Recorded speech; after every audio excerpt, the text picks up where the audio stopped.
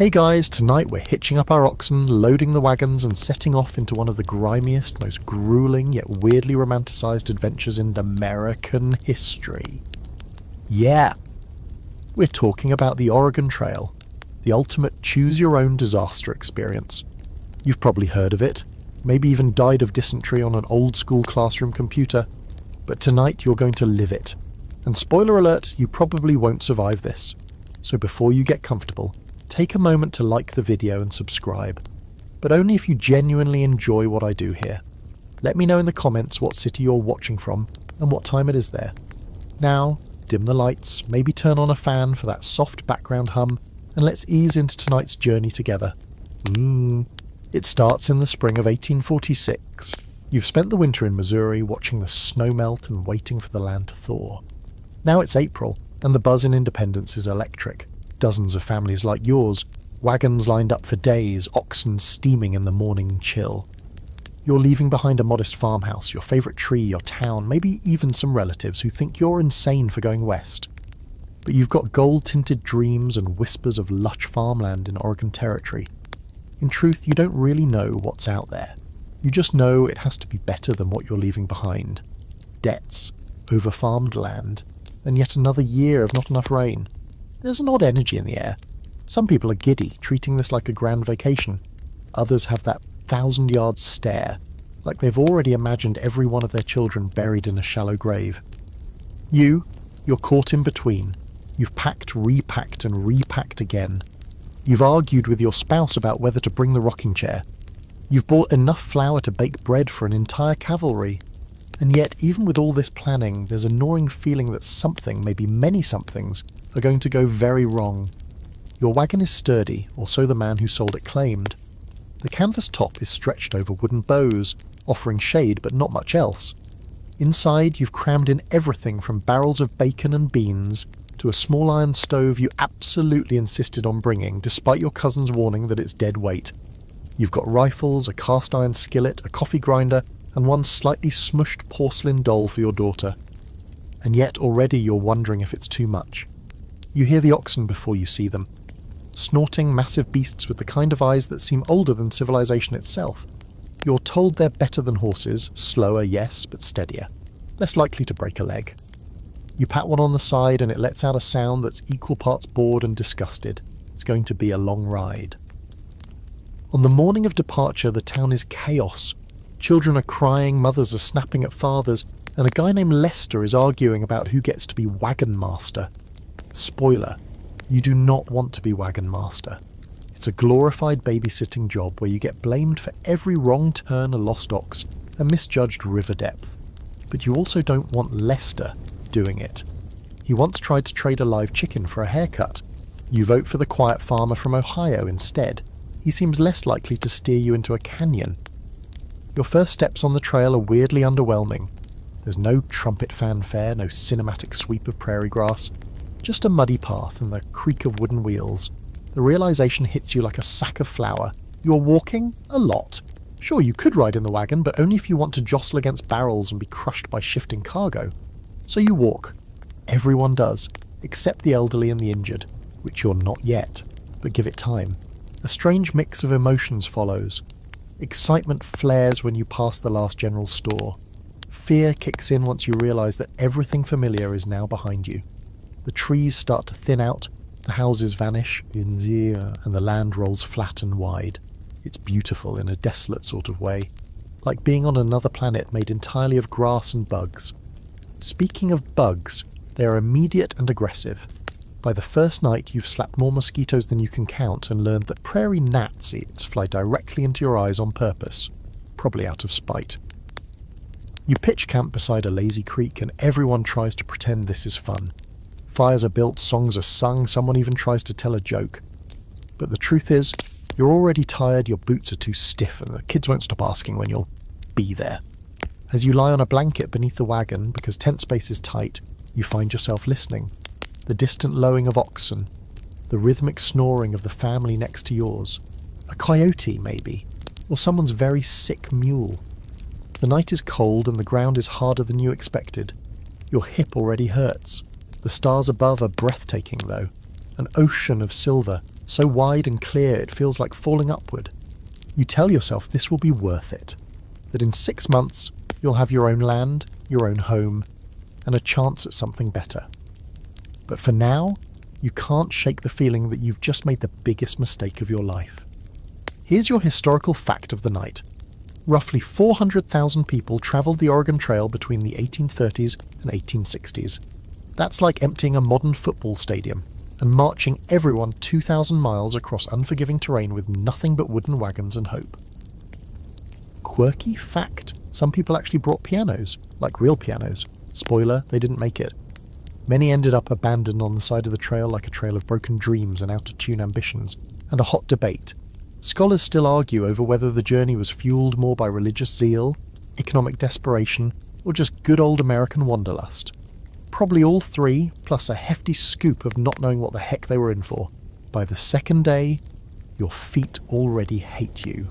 You wake up feeling like you've been trampled by your own oxen, which honestly might have happened, considering how badly they sleepwalk when spooked by coyotes. Your back is sore from the ground, your eyes crusted with dust, and your boots feel like medieval torture devices. Still, you're up with the sun because that's what trail life demands. There are no snooze buttons out here, only the sounds of creaking wheels, squawking chickens, and someone already yelling about lost coffee beans. You choke down a breakfast of damp cornbread and coffee made from yesterday's boiled grounds, and then it's back to the same old rhythm. Pack up camp, yell at the children, yoke the oxen, curse whoever made the decision to pack your entire life into a rolling wooden box and drag it across half a continent. By mile 10, it becomes painfully clear. Riding in the wagon is a fantasy. The jostling alone could dislodge your spine. Every bump in the trail is a full-body event. It's smoother to walk, sort of. Well, not smoother, but you don't feel like your brain is being knocked loose with every rut and rock. The wagons creak and groan like ships on dry land, and your feet thud against the hard-packed earth in a steady, dragging beat. You thought this would be an adventure, a westward journey like the ones in penny novels.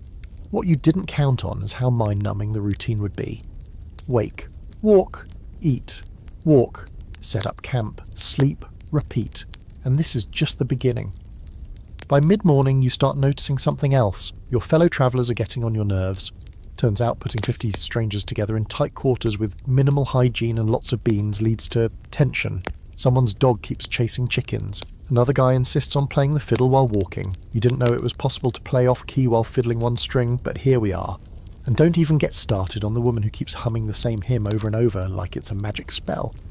Still, there's a certain comfort in the group, like a slow-moving herd of anxious buffalo. You travel in clusters, sometimes 3 or 4 wagons across, blocking the trail and arguing about whether this counts as making good time.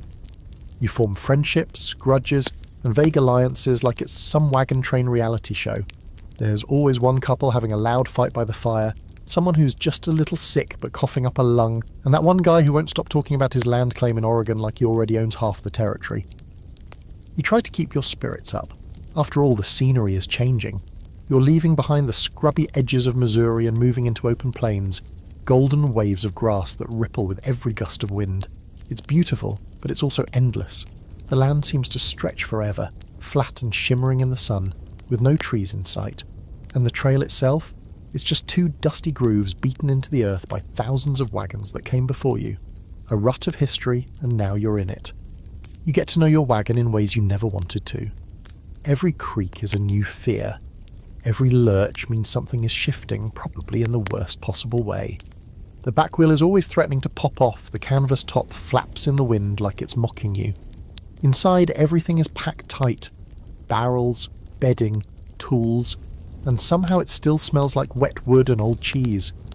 You tried to keep things organised, but the first time you hit a pothole the size of a bathtub, your careful packing turned into a chaotic stew of flour, boots, and personal shame. Your oxen, bless their plodding, slobbery souls, are the real MVPs. Slow, yes, but strong and stubborn like trail-born tanks. You talk to them now, half out of boredom, half out of the creeping suspicion they're smarter than some of the people in your party. You name them ridiculous things. Butterscotch and Thunderhoof. You don't know why, but it helps. When Thunderhoof poops mid-walk, you just sigh and step around it like you've been doing this your whole life. Around midday, you finally stop to rest. It's hot, Your shirt sticks to your back and you swear you've never drunk so much water in your life and still felt dry. The group circles up near a sparse patch of trees, shade, blessed shade, and someone passes around biscuits that taste like flour and sadness. You stretch your legs, check the wagon wheels, and try to ignore the growing pile of flies buzzing around your food. Someone suggests pushing on another 5 miles before sundown. A groan ripples through the camp. This, you realise, is the real Oregon Trail experience. It's not the cholera, not yet. It's the constant motion, the monotony, the way your body begins to rebel even as your brain numbs. You've barely travelled 30 miles and already you feel like you've aged a year. Your muscles ache, your nerves fray, and every little sound, oxen snorting, someone whining about dry bread, feels like a personal attack. Historically, pioneers covered an average of 15 to 20 miles a day on a good stretch. But not every day is good. Rain, wheel breakage, sick animals, everything slows you down. And you haven't even hit a real obstacle yet. This is the easy part. This is the warm-up. Quirky fact. Some pioneers actually brought homemade wagon seats designed to swing from the canvas ribs, sort of like hammock chairs so they could avoid the brutal jostling. Most of these snapped or dumped their passengers straight into flour barrels during the first rough trail patch. You chuckle at the memory of one woman hanging upside down like a flustered bat, legs tangled in a bonnet, shrieking at her husband. And here's something scholars still debate. Why did so many pioneers assume they could just figure it out once they got to Oregon? Many didn't know how to farm, build homes, or even hunt. They just believed the land would provide. It's still unclear whether this was sheer optimism, or just the most aggressive group manifestation in history. By the time you make camp again, your boots are crusted with mud, your legs feel like jelly, and your youngest has developed a mysterious rash. You're too tired to care. You lay back under the wagon, your body bruised and baking in the late sun, and stare up at the underside of your home on wheels. It's only been 2 days, but you already understand something crucial. This trail is going to strip you down. No illusions, no comforts, just you, the road, and a whole lot of walking. By the end of your first week on the trail, you've discovered that this journey is less of a solo mission and more like a slowly unravelling, small-town drama on wheels. Your wagon isn't just yours anymore. It's part of a larger caravan, a ragtag collective of roughly 20 families bound together by desperation, wild ambition, and the hope that someone else packed more beans than you did.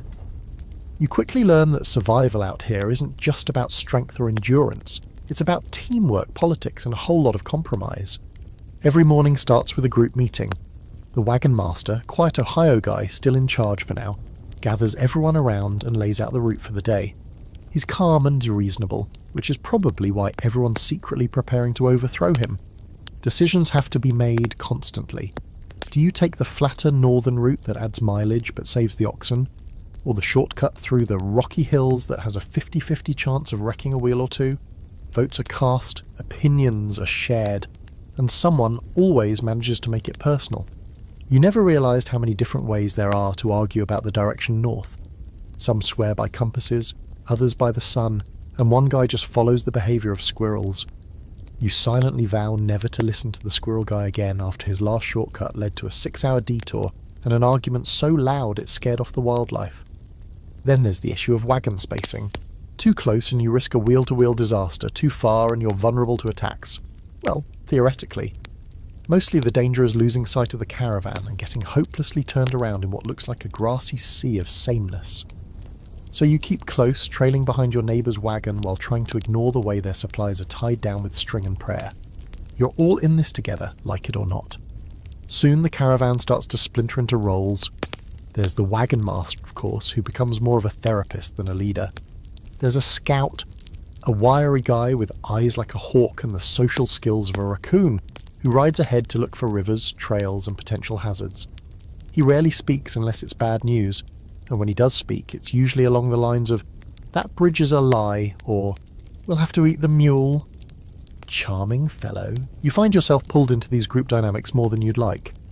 Someone needs help fixing a broken wheel. You're suddenly a carpenter. A child has wandered off after a butterfly. You're now a tracker. Someone needs extra lard for tonight's beans. You're somehow the lard guy. Cooperation becomes a necessity, not a choice. But so does gossip. Oh, the gossip. Who's feuding with whom, who's been hoarding sugar, Who's secretly carrying more whiskey than anyone admitted? Every campfire brings fresh drama. It's like Survivor Prairie Edition. Sometimes things get tense. A bad decision from the wagon master, like choosing a muddy shortcut, results in days lost and patience worn thin. People start murmuring about forming a new group, electing a new leader. You find yourself caught in quiet conversations, little factions forming around personalities instead of reason. You side with the group that seems least likely to yell at you before coffee. There's also a growing concern about fairness. Who gets to stop for breaks? Who leads the line when the trail narrows? Who decides how long the noon halt lasts? These sound like minor issues, but after a week of blisters, heat and dust in every bodily crevice, they feel monumental. You watch grown adults argue for 20 minutes about whether it's time to circle the wagons or keep moving. Meanwhile, the oxen are falling asleep where they stand. One day a decision has to be made about leaving someone behind. A man's axle is broken, and he doesn't have a spare. It's early in the trail, and most families are still hoarding their extra parts like gold. He begs. His wife is crying. His children look dazed and dust-covered. The wagon master says if someone gives him an axle, the whole train has to wait a day for repairs. The man from Kentucky volunteers. He has an extra. But as soon as he offers, someone else complains that it'll slow everyone down. Tensions rise, voices escalate. In the end, the vote is split. The wagon master casts the tiebreaker. The caravan waits. And just like that, a sense of unity returns. For now, you spend the day helping patch up the broken wagon. Others gather wood, check oxen shoes, and share food. It's weird how close you can feel to people after only a week of eating dust together. You laugh more that evening than you have since leaving Missouri. A girl braids your daughter's hair. A young man tries to play harmonica but only knows one song and keeps starting it over. For a moment, everything feels almost cozy. Here's your historical fact. Real-life wagon trains were often organised with detailed rules. Some even wrote constitutions, complete with fines for rule breaking. One train fined a man $2 for swearing in front of children. Trail just is fast and kind of adorable. Now, for a quirky fact, some caravans had unofficial judges who were elected to settle disputes. These were usually just stern-looking older men with no real legal background. But they carried the gavel, sometimes literally. In one case, a man ruled on a dispute between two women over pie theft. Justice was served. The pie was not. As for scholarly debate, historians still argue whether the wagon train system created democratic micro-societies or just barely organised chaos. Some say it was a proto-version of the American frontier town, with evolving social norms and even primitive elections. Others call it a Lord of the Flies on Wheels situation, held together by shared desperation and salted pork. That night, you lie awake thinking about the people you're travelling with.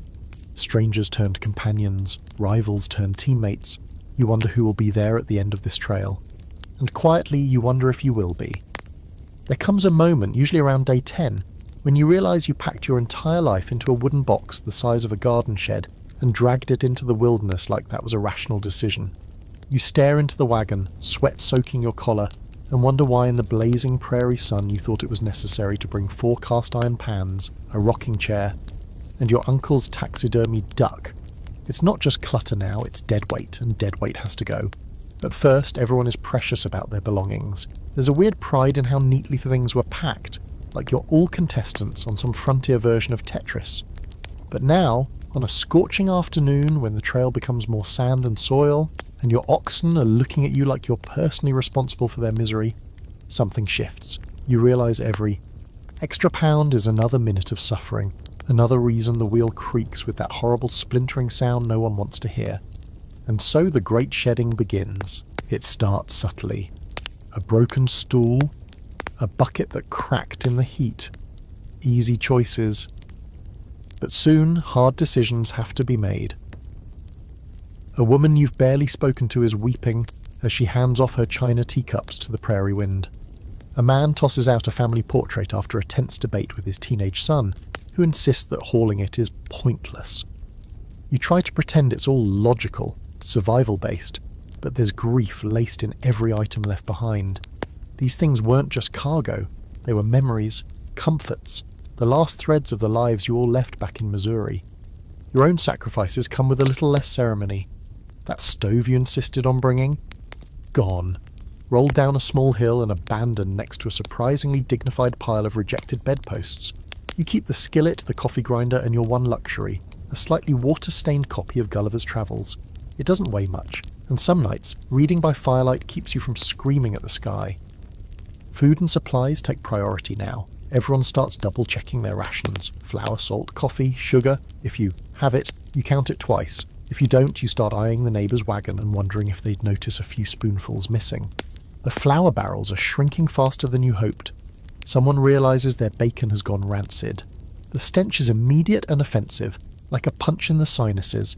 You'd help them bury it, feeling equal parts sad and envious that they hadn't enough bacon to rot in the first place.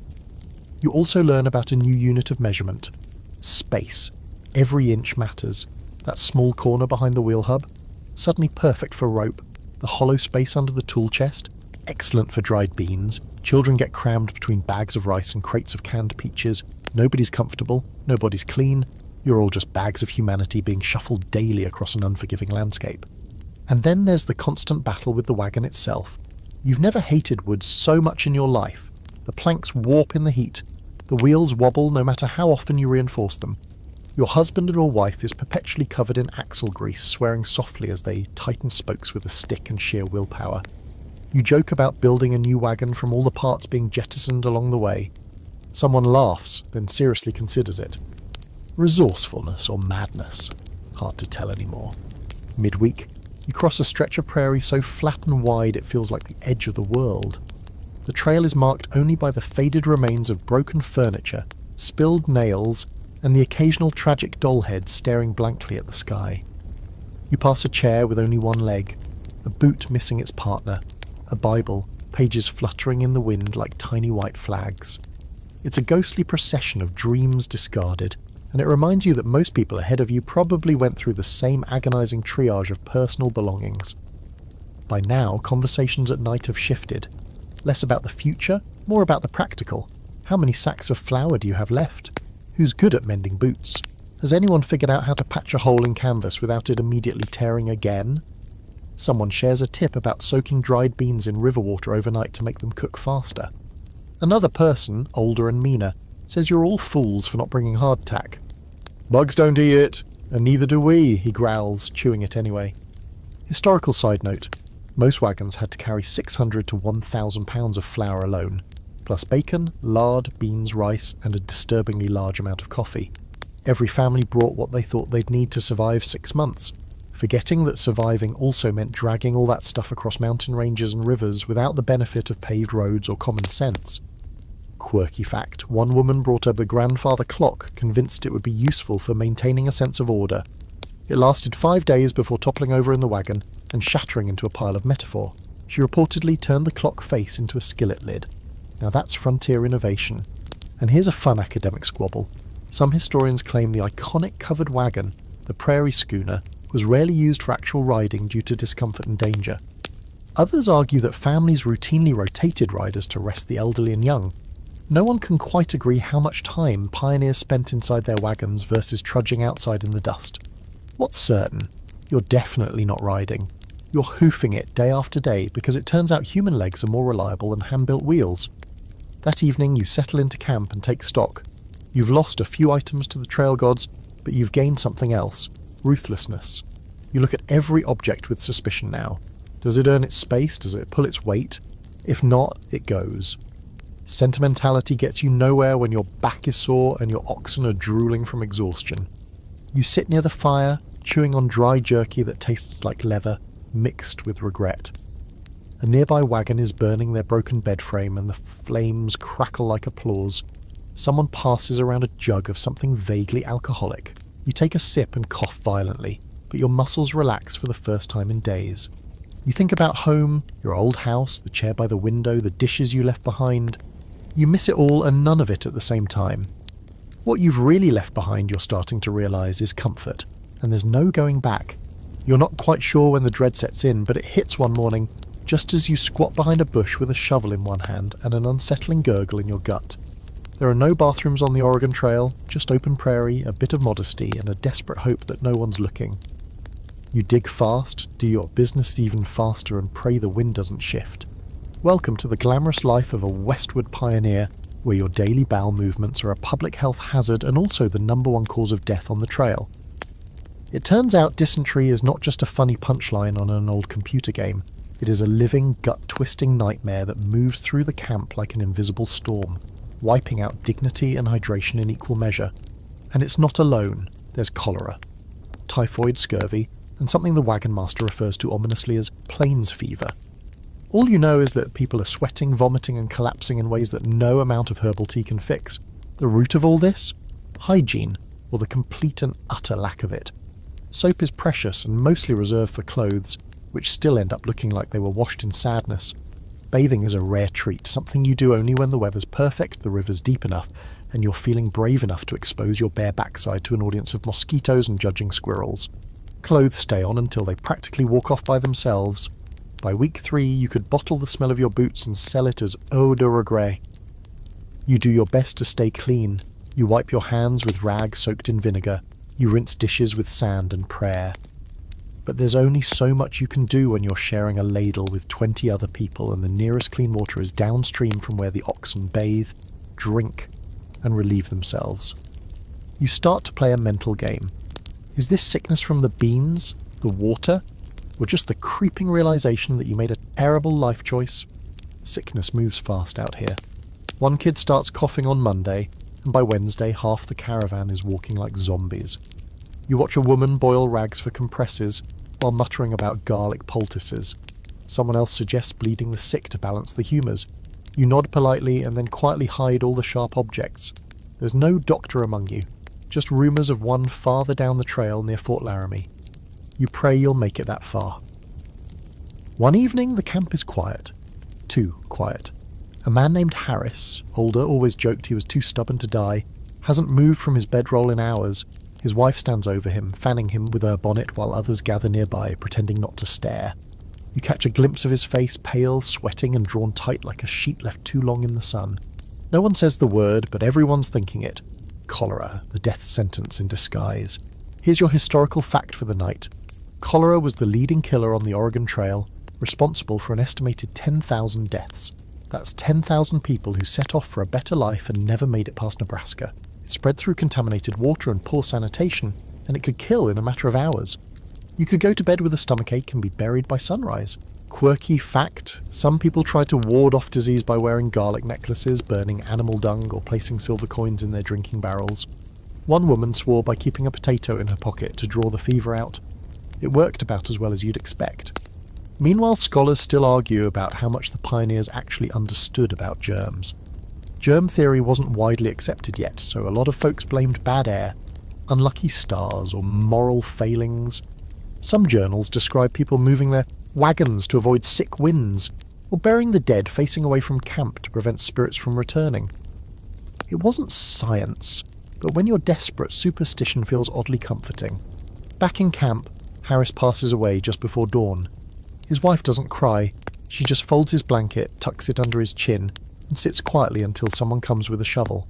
They bury him on a small hill overlooking the trail, pile stones on top to keep the animals away, and carve his name into a piece of oak. A few people say a prayer. Most just keep their heads down, focused on not being next. You help dig the grave, because everyone helps. The soil is dry and packed tight, the kind of earth that resists intrusion. As you shovel, sweat dripping into your eyes, you wonder how many more graves you'll dig before this is over. Probably too many. It's a sobering thought, one that follows you even after the sun rises and the wagons creak back into motion. From that day forward, you see the trail differently, not just as a road to Oregon, but as a corridor of loss. Every few miles there's another grave, sometimes marked, sometimes not. You pass makeshift headstones with names fading in the wind, little crosses of willow wood, even one coffin wedged awkwardly between two boulders. You start to recognize the signs, a group walking slower than usual, someone missing from the evening circle, a bundle of clothes left behind without ceremony. At night, when the fire flickers low and the stars feel too close, you catch yourself listening for coughs in the dark. You count them like sheep. 1, 2, 3, silence. Then a deep hack from across camp, and you exhale, relieved that it's not someone from your wagon. Not yet. You start boiling all your water. You scrape every dish twice. You even fashion a crude latrine pit away from camp and try to convince others to use it. Most do. A few roll their eyes and go wherever the urge strikes. You quietly judge them. There's no pride left on the trail, but there is a kind of desperate hygiene-based hierarchy, and you're clawing your way to the top. That night you manage to rinse your face with cold stream water and sit by the fire, feeling almost human. You clutch your journal, scrawling down every little detail, not because it matters to anyone else, but because you want to remember.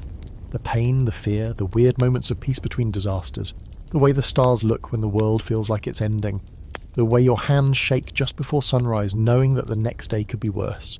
But also, strangely, you feel stronger, more focused. You know now that survival out here isn't about being brave, it's about being careful, about watching what you eat, where you walk, who you trust, and how clean your shovel is. You fall asleep that night with a hand on your water pouch and a whisper of hope that tomorrow you'll all still be alive. You wake to hoofbeats and panic. Not your panic, yet, but the urgent low murmurs of your neighbours and the unmistakable clatter of oxen hooves where they shouldn't be. You scramble out from beneath your wagon, still tangled in your blanket, heart thudding in a strange rhythm. In the pre-dawn blue you see the silhouettes of animals bolting across the open plain, and someone's shouting, "The oxen, they're spooked!" You don't know why they're running or what set them off, but now you're sprinting after two half-ton beasts in boots that are barely tied and breath fogging in the cold morning air. Welcome to the wild side of the trail. The thing they don't tell you about the West is that nature is not a friendly backdrop. It's not a painting of purple mountains and gentle meadows. It's raw, untamed, and every bit as likely to kill you as disease or bad beans. That peaceful sunrise, it might come with the side of wolves. That quiet stream could be full of leeches, or worse, already claimed by something much hungrier than you. You catch one of your oxen near a cluster of low trees, wide-eyed and trembling. The other wanders in a daze, tailed or still twitching, ribs rising and falling like bellows. Spooked by a coyote, someone says. Or maybe a mountain lion. You don't see anything, just a thin line of paw prints in the dirt and the telltale stench of fear clinging to the animals like smoke. You soothe them as best you can, rubbing their flanks, murmuring nonsense. Eventually, you get them re-yoked, but the morning's been stolen. The caravan will leave late. Again. As the day wears on, the full scope of the wilderness begins to show itself. First, it's the buffalo. Massive herds spotted in the distance, their brown, shaggy shapes moving like a single living sea across the plains. The sight is stunning, majestic even, until one of them decides to veer dangerously close. Everyone freezes, children are shushed. Rifles appear like conjured objects. You don't breathe. The animal huffs once, snorts and turns away, disappearing into the herd again like a ghost of meat and muscle. Crisis averted for now, but not everything out here is awe-inspiring. Some of it's just unsettling. You come across a carcass, fresh, not human. A deer, perhaps. Its ribs are exposed, the stomach half-eaten. Flies buzz around it like a halo of rot. You look at the bite marks. Clean. Too clean. Something out there has teeth, and he was not eating jerky. Your group tightens that night. Wagons pulled close, rifles loaded and within arm's reach. You go to bed clutching yours like a security blanket. Here's your historical fact. Buffalo were both a blessing and a threat to pioneers. Their meat was prized, but hunting them was risky. Stampedes could destroy entire wagon trains. One recorded event described a herd that ran through a camp at night, smashing wagons and scattering supplies for miles, a real we're gonna die situation. And the quirky one, pioneers sometimes slept with pigs or goats in their wagons at night to stay warm and deter wild animals. There are multiple accounts of goats acting as makeshift alarm systems, bleating wildly when danger approached. One family even trained their pig to growl when wolves came near. His name was Winston. Winston was a hero. As for debates, there's still discussion among scholars about just how dangerous the wildlife really was. Diaries often exaggerate attacks, turning curious coyotes into mythical monsters. But bones don't lie. Animal attacks did happen, especially when the wagons crossed into more isolated or mountainous regions. The danger wasn't always the fangs and claws. Sometimes it was what the animals dragged away in the night. Food, shoes, even a toddler's. You start to take more precautions. Food is hung from trees or buried in caches at night. Livestock is hobbled and guarded. Children are lectured repeatedly not to wander, though one small boy keeps chasing birds plaquis. He's on a personal mission from heaven. You carry your rifle more openly, even when walking. It's not just about looking brave, it's about being ready. Midway through the week, your wagon train spots something odd. A pile of bones, arranged neatly in a circle. Too neat to be natural. There are no wagon ruts nearby, no graves, just the eerie arrangement and a small bundle of fur in the centre. You all stand around it in silence. A few mutter about rituals. One man crosses himself. Another says, "Probably just kids from a local tribe," and laughs too loudly. But no one kicks the bones. You leave them, unnerved. You make camp that night near a thicket, hoping the dense brush will shield you from whatever's out there. But the woods bring their own threats, bears mostly, and sometimes snakes. Someone in the party insists they saw a cougar slinking through the trees. You believe them. Not because you saw it too, but because nothing feels impossible out here anymore. The land doesn't care about your plans. It doesn't care how well you packed or how many prayers you said in Independence. Out here, you're just meat wrapped in canvas. Still, you adapt. You learn to read tracks, small impressions in the mud, tufts of fur, broken branches. You recognise the warning calls of birds, the rustle of something large in the grass. You know now that silence isn't peaceful. It's the moment right before something leaps. That night there's a scream. It's short, sharp, and stops as quickly as it started. Everyone jumps, rifles are grabbed. You stumble from your blanket, heart a drumbeat in your ears. The scream came from one of the smaller wagons, the elderly couple from Illinois. You rush over and find the woman, pale, shaking, pointing to the edge of camp. "It took our goat," she whispers. Her husband's trying to console her, but his voice is trembling too. You look where she's pointing, just a dark shape in the distance, loping away. The next day the group is quieter. No jokes at breakfast, no fiddling, just grim, focused motion. You repair a broken wheel in silence, the creak of wood and the click of metal echoing through the still air. Everyone feels it, the way the wilderness breathes around you, hungry and watching. But you keep moving, because the only way out of this place is through it. You imagined the Oregon Trail would be one long, continuous trek, steady rhythm of wheels crunching over dirt, your boots falling into step with the horizon, day after day of forward motion. But no one warned you that you'd be spending nearly as much time not moving as you do travelling.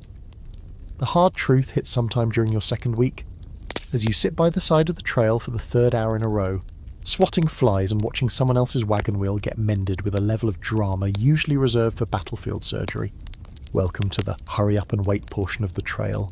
You wake at dawn, ready to march forward, muscles aching but spirit oddly intact, and then someone's oxen are missing, or a wheel has shattered, or someone stepped on a nail and is now rolling around in agony. Sometimes it's a sudden debate about which fork in the trail to take. Other times it's just fatigue. You'll be lined up, wagons hitched, ready to roll, and then you sit, and sit, and sit. Your only motion is the quiet inner scream echoing inside your skull. You try to be patient, really you do, but trail time stretches like saltwater taffy in the sun.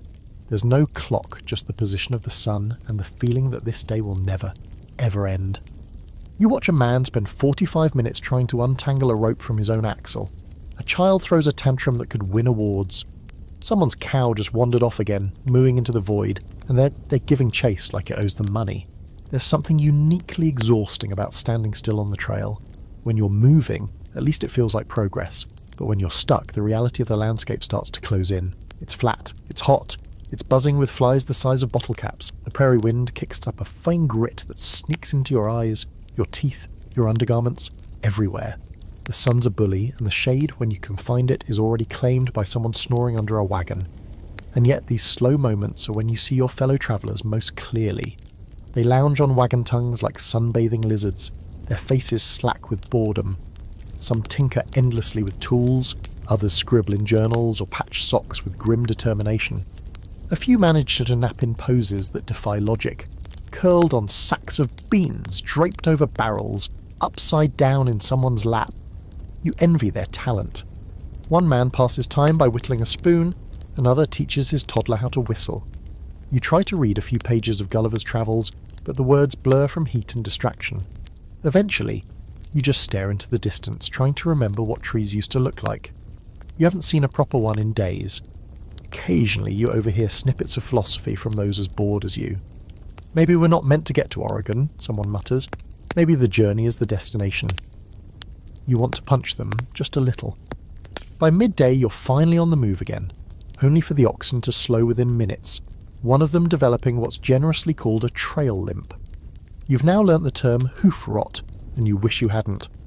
There's also spavin, founder, and a dozen other ailments that can afflict your livestock and bring your whole life to a screeching halt. Turns out the real MVPs of this journey are your animals, and they're just as fed up as you are. Another wagon ahead loses a wheel. Again. This time it snaps so dramatically you half expect it to burst into flames. You pitch in with the repairs because if you don't, everyone's delayed. You lift the side of the wagon while someone else wedges in a rock, and another hammers a makeshift peg into place. It's a crude patch job, but it'll hold for another 10 miles. Maybe. Here's your historical fact. The average wagon wheel could last about 200 to 300 miles before needing serious repairs or replacement. That's assuming ideal conditions, which, spoiler alert, you never have. Spare parts were essential, and many families travelled with extra wheels lashed to the sides of their wagons, like donuts on a really bad road trip. Quirky fact. Some pioneers created a sort of wagon waiting club, unofficial groups who passed the time playing music, telling stories or carving initials into nearby rocks. One man even built a crude checkerboard into the side of his wagon, using flattened bullets as pieces. It's unclear whether this was out of boredom or some deep need to win something on the trail. And on the scholarly side, there's a debate over whether the long delays and frequent stops were a result of poor planning, or simply unavoidable due to the unpredictable nature of the landscape. Some historians argue that most wagon parties left too early, loaded too much, and relied too heavily on untested equipment. Others counter that even the best planned caravans fell prey to the chaos of bad weather, sick animals and human drama. Basically, no one agrees, but everyone got stuck. Your own caravan develops a rhythm. 3 hours of slow progress, followed by 2 of sheer immobility. A sort of lurching dance with the trail, clumsy but inevitable. You begin to predict the moments when things will grind to a halt. A low hill, half the wagons will stall, a muddy dip, someone will lose a boot or an ox, a river in the distance. Forget moving, just break out the coffee and prepare to wait until someone builds a raft. These pauses become strange little micro-worlds. One stop turns into a baking party, with everyone attempting some form of bread using flour and a campfire. Another day, someone holds a race among the children, who bolt across the prairie barefoot and yelling, like tiny feral thunderclaps. You cheer them on half-heartedly, a pot of beans in one hand. But there are also the darker still moments, the ones where someone's illness forces a full stop and everyone's smiles turn brittle. Or when a wagon has to be abandoned entirely, its owners transferring what they can to others, their eyes wide with quiet panic. One man buries a chest of tools beneath a boulder, swearing he'll come back for them someday. You know he won't. That night, the wagon train doesn't even bother to set out the next morning. Too many issues, oxen too tired, children too sick, too much friction among the group, tempers flare. Someone shouts about poor leadership, someone else mutters about mutiny. You sit quietly and stir the beans, wondering if your ancestors will remember this as courage or utter lunacy. You fall asleep staring at the stars again, wondering how far you've come. Not far, not nearly far enough. But tomorrow, maybe, you'll move again. There's a particular sound that makes your stomach clench on the Oregon Trail. It's not the distant howl of a coyote, or the wet cough of a sick child. It's the sharp wooden crack that means something just snapped. A wagon tongue, a wheel rim, a spoke. Doesn't matter. When you hear it, you freeze mid-step, heart stuttering, already calculating how long this new problem will delay the caravan. This time it's your own wagon. Of course it is! You rush around to the side, heart pounding, and there it is, a splintered wheel hub, cracked clean through. Your oxen, now unhitched and wide-eyed, stomp in the dirt, agitated by the sudden jolt. One of them gives you a look that says, "I told you this would happen," which is impressive for an animal that mostly communicates through drool. Everyone says the trail tests you like it's some noble trial of the human spirit, but really it just breaks things. Wheels, wagons, harnesses, spirits. The same way water wears down stone, the trail wears down everything you brought with you, especially your patience. It doesn't happen all at once, it chips away, one jolt, one delay, one snapped axle at a time. You gather your repair kit, now worn down to a few precious tools, and examine the damage. You've done this before, once on your cousin's wagon, twice on your neighbour's, but it never gets easier. Wood swells in the heat, iron bands rust and warp, and there's never quite enough tar to keep everything sealed. You brace the broken section with a splintered board and rope, muttering to yourself as you hammer and tie, hammer and tie. Around you the trail does what it always does, continues on, indifferent to your delay. That's the real cruelty of the trail, it never stops. There's no pause button, no mercy. While you kneel in the dirt with a cracked wheel and a growing sense of doom, the wind keeps blowing, the sun keeps rising, and the rest of the caravan is already inching ahead. They'll wait a little while, maybe an hour, maybe two, but eventually someone will come back and gently say, "We can't hold up any longer." And if you're not ready, you get left behind. This time you're lucky. A younger couple from the next wagon helps you lift the frame while you slide in the brace.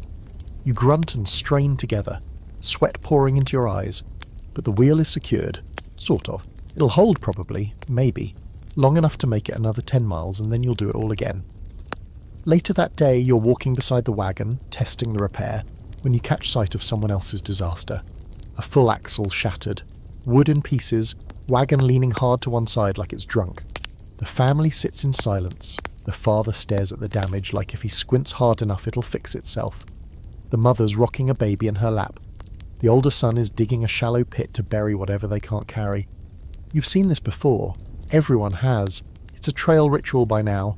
When the wagon breaks beyond repair, the family either finds space in someone else's or gives up and turns back, assuming they have enough supplies and strength to survive the return trip.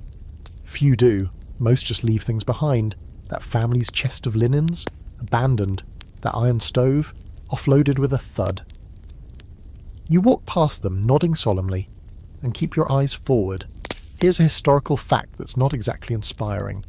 Nearly 1 in 10 wagons broke beyond repair on the trail, and many families lack the skills or supplies to fix them.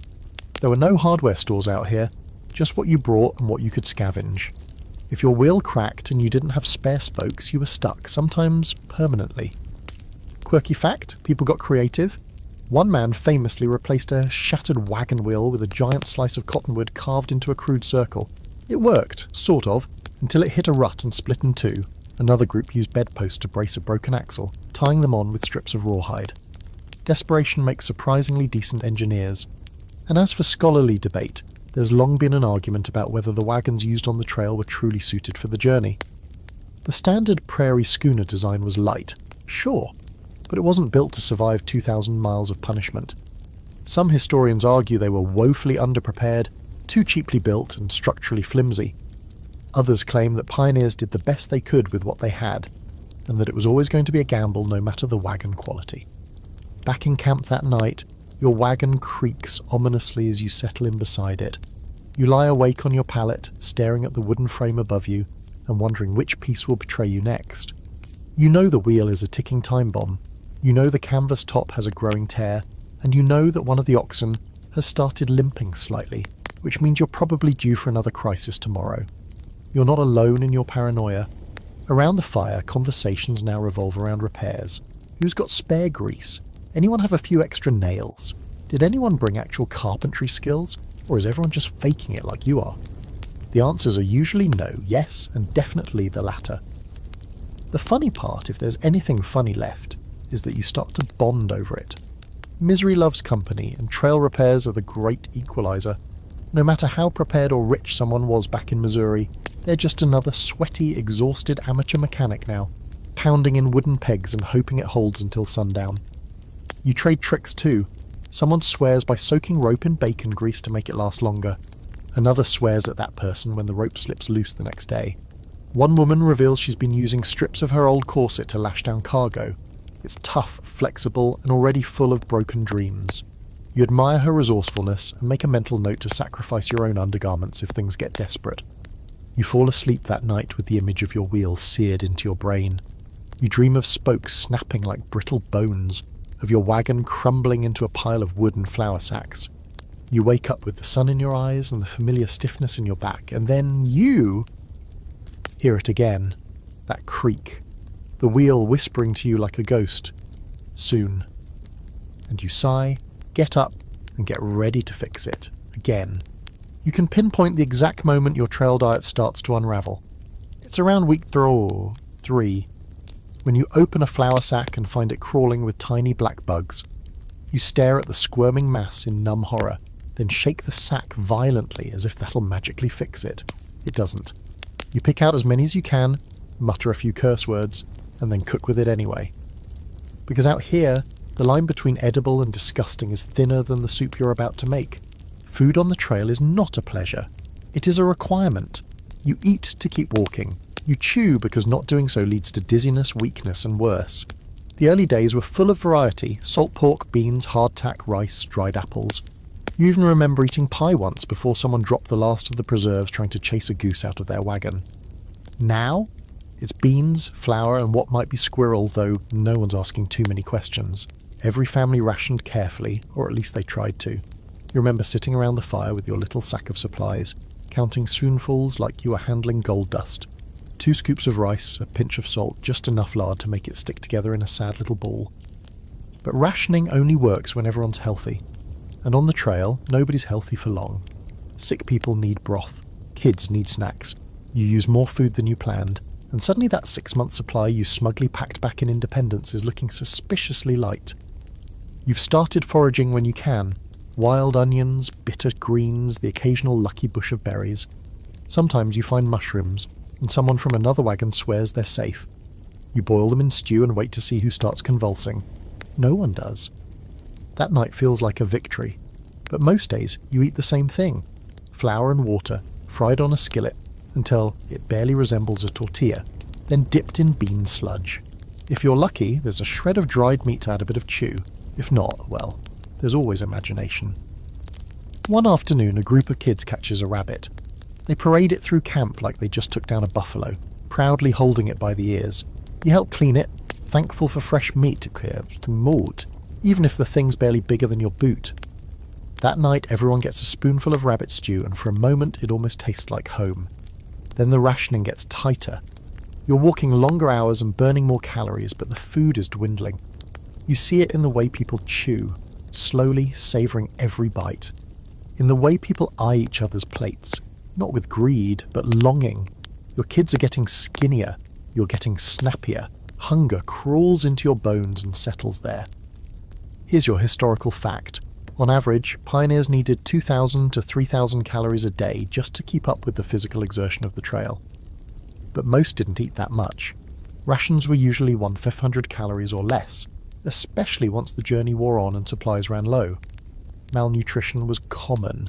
Scurvy, caused by lack of vitamin C, ran rampant, softening gums, loosening teeth, and turning joints into screaming bags of pain. Quirky fact. Some desperate souls tried boiling their leather shoes to make broth. Yes, really. The leather was usually tanned with animal fat and chemicals, making it technically edible, if you ignored the flavour, texture, and intense shame. One traveller swore by stewing old saddle straps with wild garlic. It tastes like regret, he reportedly said, but he lived to tell the tale. Scholars still debate whether most pioneers packed properly for the trail. Journals show a wide range. Some families were meticulous, bringing carefully measured sacks of flour, beans, bacon, and even dried fruit. Others showed up with sacks of candy, bottles of brandy, and not a single potato. Some argue that travel guides of the time were misleading, emphasizing comfort foods over practical ones. Others blame optimism. People simply believed they'd restock easily along the way. They didn't. Speaking of restocking, trading posts and forts become lifelines. When word spreads that Fort Kearny is a day away, the whole caravan gets a boost. You imagine fresh bread, maybe butter. You try not to think about bacon, it hurts too much. But the closer you get, the more people start whispering warnings. The prices are steep. They're running out. Don't expect much. And they're right. When you arrive, the fort is half stocked and fully overpriced. Flour costs double, salted meat is stringy and foul-smelling. But you buy what you can anyway, because the alternative is hunger. One man sells his boots for a barrel of molasses. Another trades a rifle for coffee beans.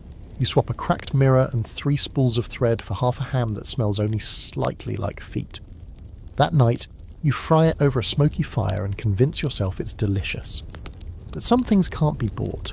You dream about eggs, about real bread, not the dense pan-fried bricks you've been choking down.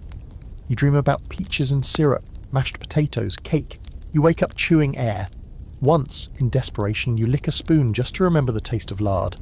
It's not your proudest moment, and yet, despite everything, there's a weird camaraderie in suffering together. Food becomes a shared obsession. Someone finds a patch of wild mint, and you all descend on it like bears. A child discovers a few berries, and a line forms behind them like it's a 5-star buffet. You cook together, share leftovers, if there are any, and trade recipes that are more wishful thinking than anything else. Someday, someone says, I'm going to bake a real pie with butter and sugar. Everyone sighs like they're remembering a lost love.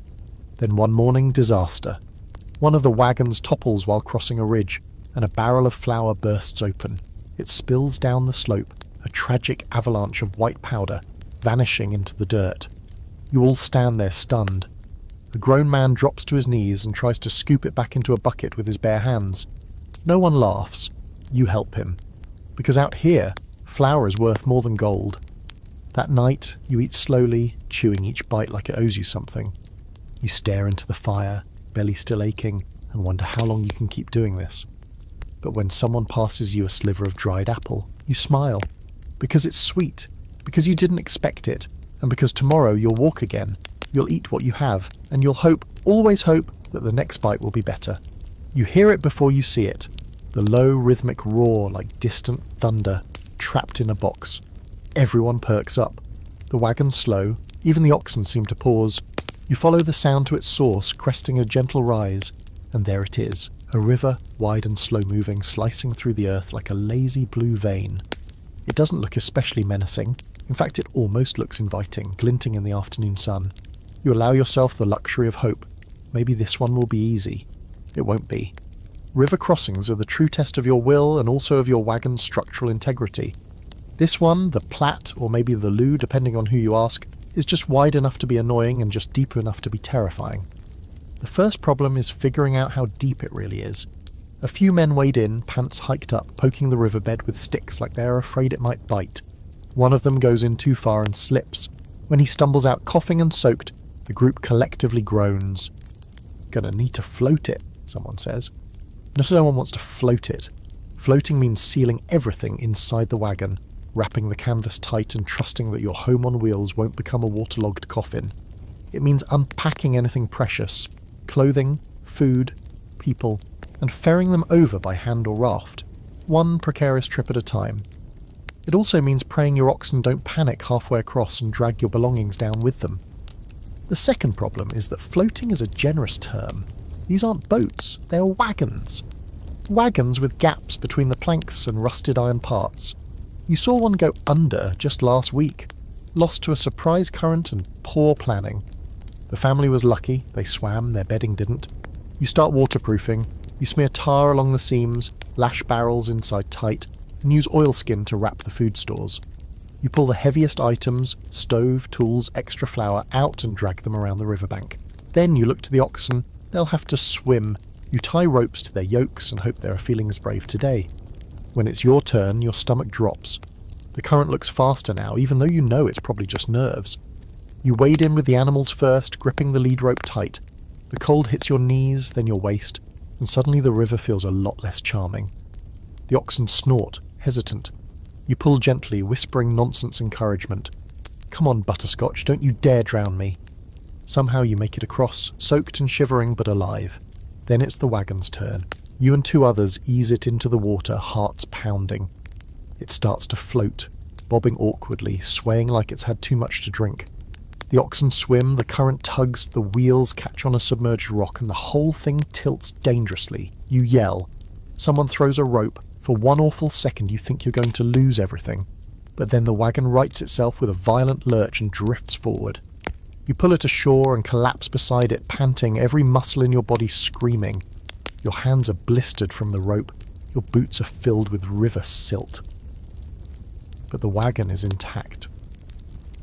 Your flour is dry. And most importantly, no one died.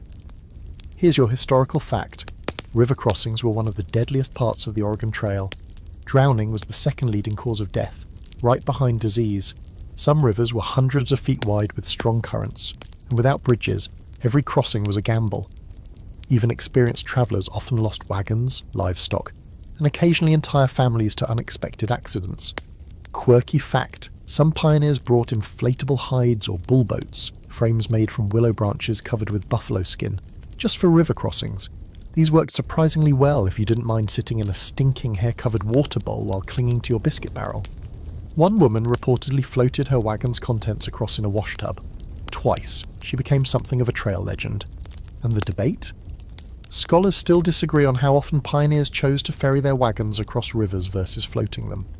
Some argue that most groups avoided floating at all costs using rafts or even building temporary bridges. Others suggest that the time and resources to build a raft were usually too great, making floating the wagon the more common, if riskier, option. Either way, the odds were never great. After the crossing, the camp sets up nearby. Everyone's too tired to go further. Fires are lit, soggy clothes hung on wagon wheels, and wet boots removed with pained grunts. The kids play along the shore, throwing rocks and chasing frogs, as if they hadn't just witnessed several near-death experiences. You check your supplies. A few sacks of flour are damp around the edges, but salvageable. Your rifle is fine. Your coffee grounds? Slightly soggy. You grieve quietly. Still, it could have been worse. You walk past a neighbour's wagon and see a crate of shattered jars, pickled beets oozing down the wood in tragic purple streaks. The woman who owned them looks like she might cry. Someone tries to comfort her, but she just walks away. That was her winter supply. You say nothing, just keep walking. That evening, someone pulls out a fiddle and a few people actually dance. It's strange seeing laughter after so much fear, but maybe that's why it happens. Relief, that for once you made it. That night the food tastes better than it should. Just beans and dry bread, but they go down easy, washed down with river-chilled water and that weird feeling of triumph. You feel like you passed a test. The trail tried to swallow you and you crawled out the other side, coughing and soaked, but still standing. The next morning you pack up again. The river lies behind you, quiet now, like it never tried to kill you at all. You give it one last look before climbing onto the wagon tongue. The oxen grunt, the wheels groan, the trail stretches forward. And so you go. You've heard people say that the prairie looks the same day after day, like some kind of stretched out wallpaper of grass and skier, but after a few hundred miles of walking it, you know better. Oh, it doesn't stay the same, it feels the same. The repetition grinds into your bones. Greenish-yellow grass, pale blue sky, and that ever-present layer of dust swirling at ankle level. But under that sameness, change brews, subtle at first. A cough that lingers too long, a child who won't eat, a man who hasn't stood up from his bedroll in 2 days. That's when you start hearing it whispered through the wagons. There's fever in the camp. You don't know exactly what kind it is, nobody does. Out here, all fevers get lumped together under vague names like trail fever or plain sickness. Sometimes it's dysentery again, other times it's cholera, or typhoid, or that catch-all horror ague, which just means they're shaking and we don't know why. Whatever this is, it's fast and brutal. 3 people are down by sunset, by the next morning 2 more. You begin to wonder if the river you just crossed left something behind in everyone's guts. You do what you can, you boil water, scrub the dishes with ash, hang wet clothes in the sun. A woman from another wagon suggests burning dried sage around the sick, which might help or might just make the whole wagon smell like a fireplace. Either way, you do it. You soak cloths in vinegar and press them to foreheads. You mix a bit of whiskey with river water and call it medicine. Someone starts praying louder than usual. The sick groan, sweat pouring down their faces. You recognise the pattern now. It starts with the chills, then a fever so high they stop making sense. They mutter nonsense or speak in long-forgotten languages. Some call out for mothers or people who have been dead for years, then the shaking, and then for some, the silence. You try to stay strong, keep walking, keep hauling, but the air feels thick with dread. Everyone's a little quieter, a little less patient. The kids don't play as much. The campfires feel colder. No one sings. You overhear 2 men arguing over whether to press on or rest. One insists the trail is safer than sitting still. The other says the sick need time to recover. A third voice snaps. You think the trail cares what we need? You don't vote. You're too busy hauling water, feeding broth to your wagon mate who hasn't stood in a day and a half. You clean a cloth in silence, watching their chest rise and fall with effort. You tell yourself they'll pull through. They always have, until they don't. Here's your historical fact. Illnesses like cholera and typhoid were rampant on the Oregon Trail. especially in the warm months. Unsanitary conditions, shared water sources, and tight living quarters created the perfect storm. Once an outbreak began, it could tear through a wagon train in days. Entire families were lost between river crossings. Quirky fact? Some travellers swore by prairie cures that ranged from mildly ineffective to outright dangerous. Common treatments included turpentine, tobacco smoke enemas, and drinking mercury-laced blue mass pills. One widely believed remedy for fever was to bury the patient up to their neck in cool soil. If they didn't die of exposure, they might have recovered, or just caught pneumonia instead. Debate-wise, scholars are still trying to determine how many deaths went unrecorded due to improvised burials and the sheer volume of travel. Diaries and ledgers offer only glimpses, often with vague notations like, "We lost 2 last night," or "buried another by the trail." Some argue the true death toll could be twice as high as estimates suggest. Others think it's impossible to know, the disease didn't leave tidy records. As the days crawl by, the sick either improve or vanish. You dig 2 more graves. This time you help build a little rock mound over one so the animals won't dig it up. You place a makeshift cross on top, a broken wagon spoke tied together with twine. The woman buried there was someone's aunt. You barely spoke to her, but the way her niece cried over her, that sticks with you. When the fever passes, it doesn't leave relief. It leaves emptiness. Places where people used to sit. Plates that don't need filling anymore. Everyone walks slower now, like they're carrying the ghosts of the ones they've lost. And maybe they are. You feel it too. A weight in your chest that's got nothing to do with packs or miles. And then the weird part. Life keeps going. A boy chases a grasshopper and laughs like he's never heard someone die. A couple gets engaged by the fire one evening, the man proposing with a ring carved from bone. Someone else finds a patch of wild strawberries and brings them back, passing them out like treasure. You get 3, you eat them slowly, trying to remember what joy used to taste like. And just like that, the caravan begins to breathe again. Slowly, hesitantly, one foot in front of the other, until a new kind of fear arrives. One of the wagons spots smoke on the horizon, not from a fire, but a signal. Vertical plumes, rising in deliberate succession. A few people tense immediately. "Indians," someone whispers. The word is thick with worry, but also with ignorance. Because so far the only indigenous people you've met have been curious, cautious, and mostly unimpressed with your struggling caravan. You traded for jerky and moccasins at a distance, nodding, unsure of how to act. No violence, no danger, just wary strangers on their own land watching you stumble through it. But still the signal rattles people. Old prejudices rise up like blisters. Men load their rifles, women clutch their children. Someone ties a bowie knife to the wagon's side like that'll scare off a war party. The wagon master urges calm, but the air is tight. You don't know what's coming. Maybe nothing. Maybe just more prairie. That night the fever seems far away, but the unease stays.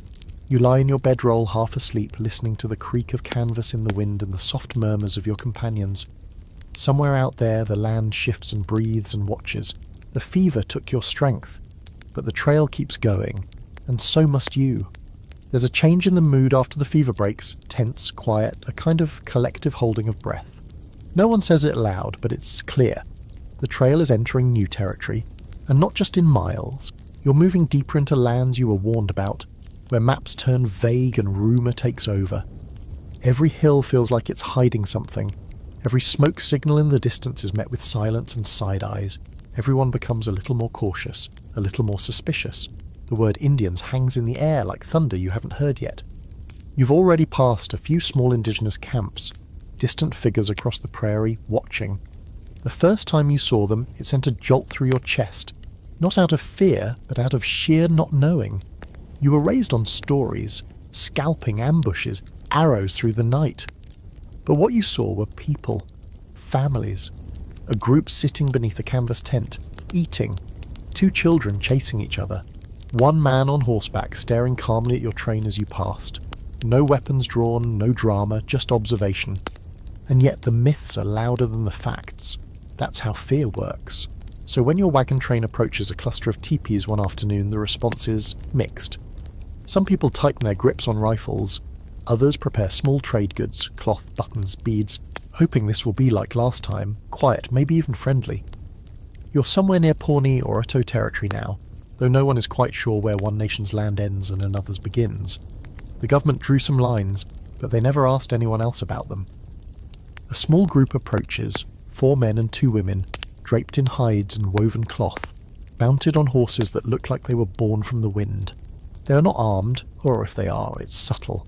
Their faces are calm, unreadable.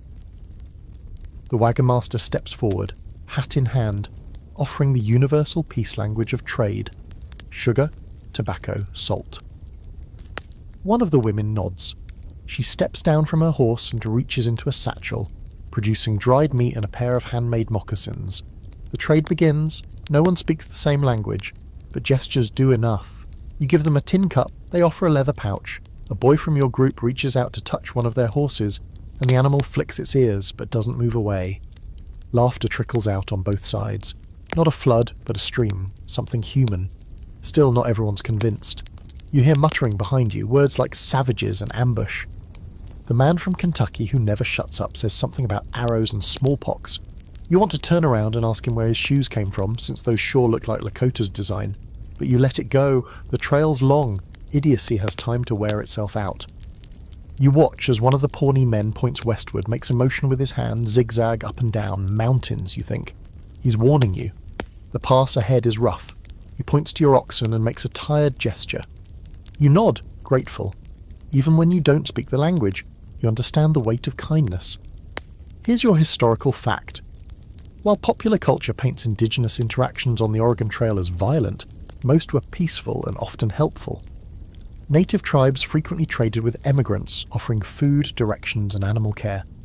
In many cases, the real aggression came from the settlers, not the other way around. Treaties were ignored, land was taken, and retaliation became inevitable.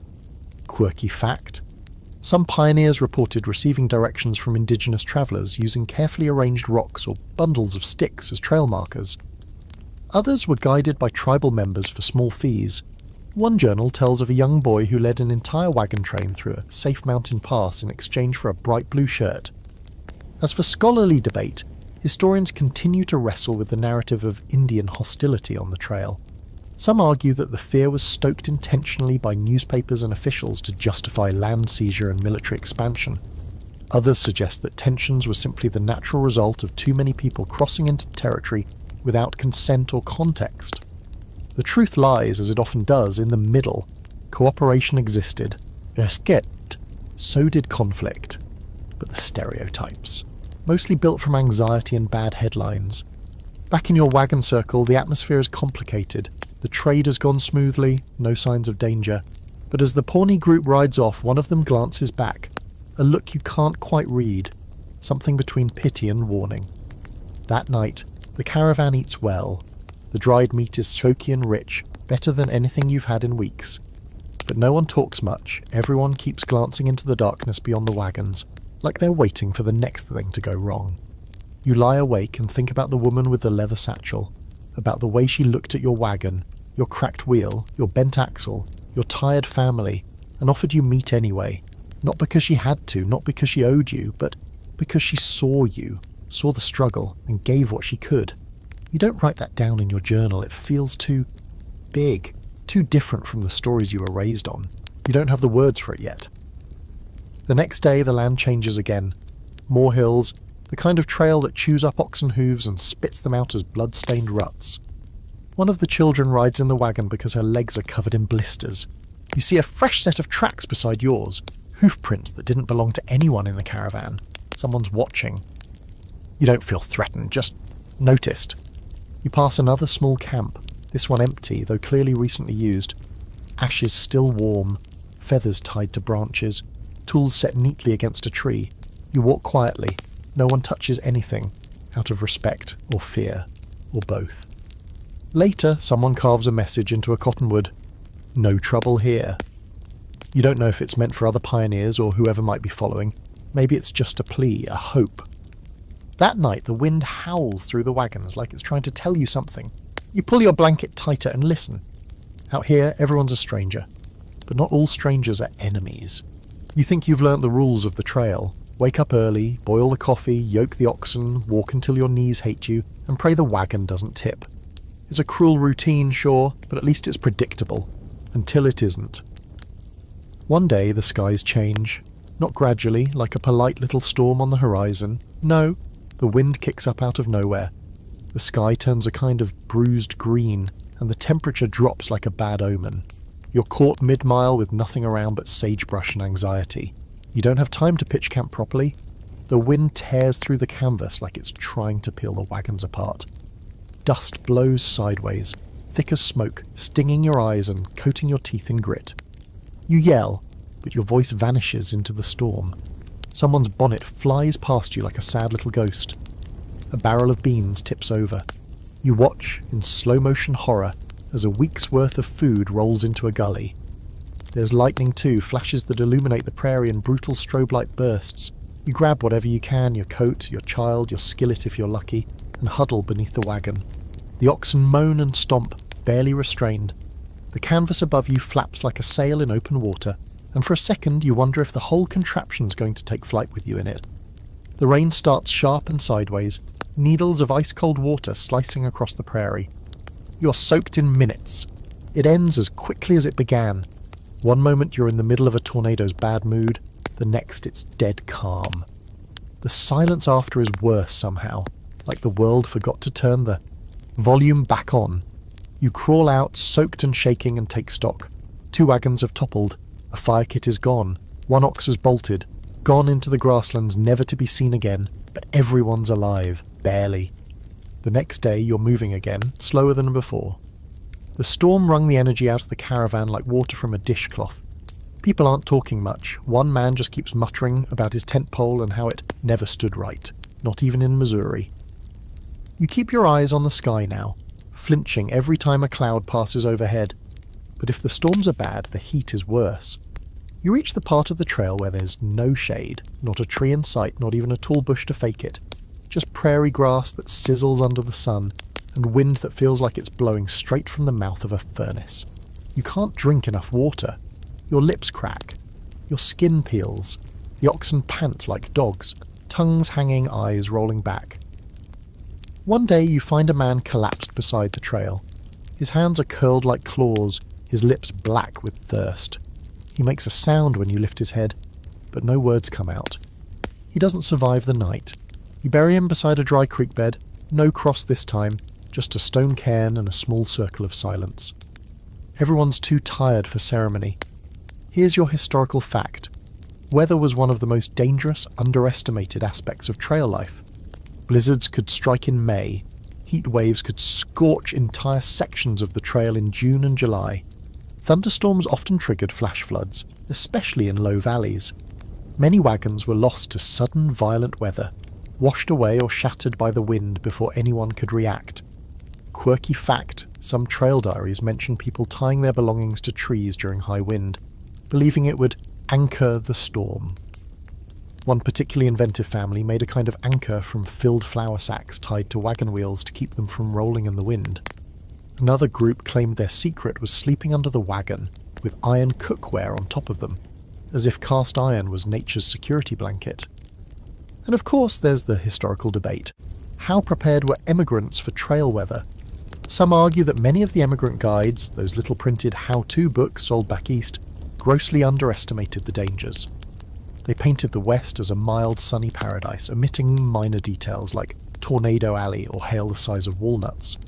Others contend that pioneers were warned, but either ignored the warnings or believed they'd be among the lucky ones. Spoiler, no one was lucky out here, just stubborn. Things don't improve. A few days after the heatwave, a hailstorm crashes over your train like it's auditioning for the Book of Exodus. One minute it's a cloudy afternoon. The next, ice is falling from the sky in chunks the size of goose eggs. The sound is deafening, pinging off wagons, cracking wooden crates, denting the tin wash basin you forgot to tie down. You grab the kids and huddle again, your only protection a fraying quilt and sheer denial. When it ends, the trail looks like a battlefield. Smashed tools, shredded tarps. One of the oxen has a bleeding cut on its flank. A few people joke, trying to laugh it off. Well, at least we've got ice for the lemonade. But no one really smiles. After that, the cold creeps in. Not a full frost, but a drop in temperature that sends you scrambling for coats you thought you wouldn't need till October. You learn the layers game fast. Too few and you're shivering. Too many and you sweat through them, which makes you cold again when the sun dips behind the hills.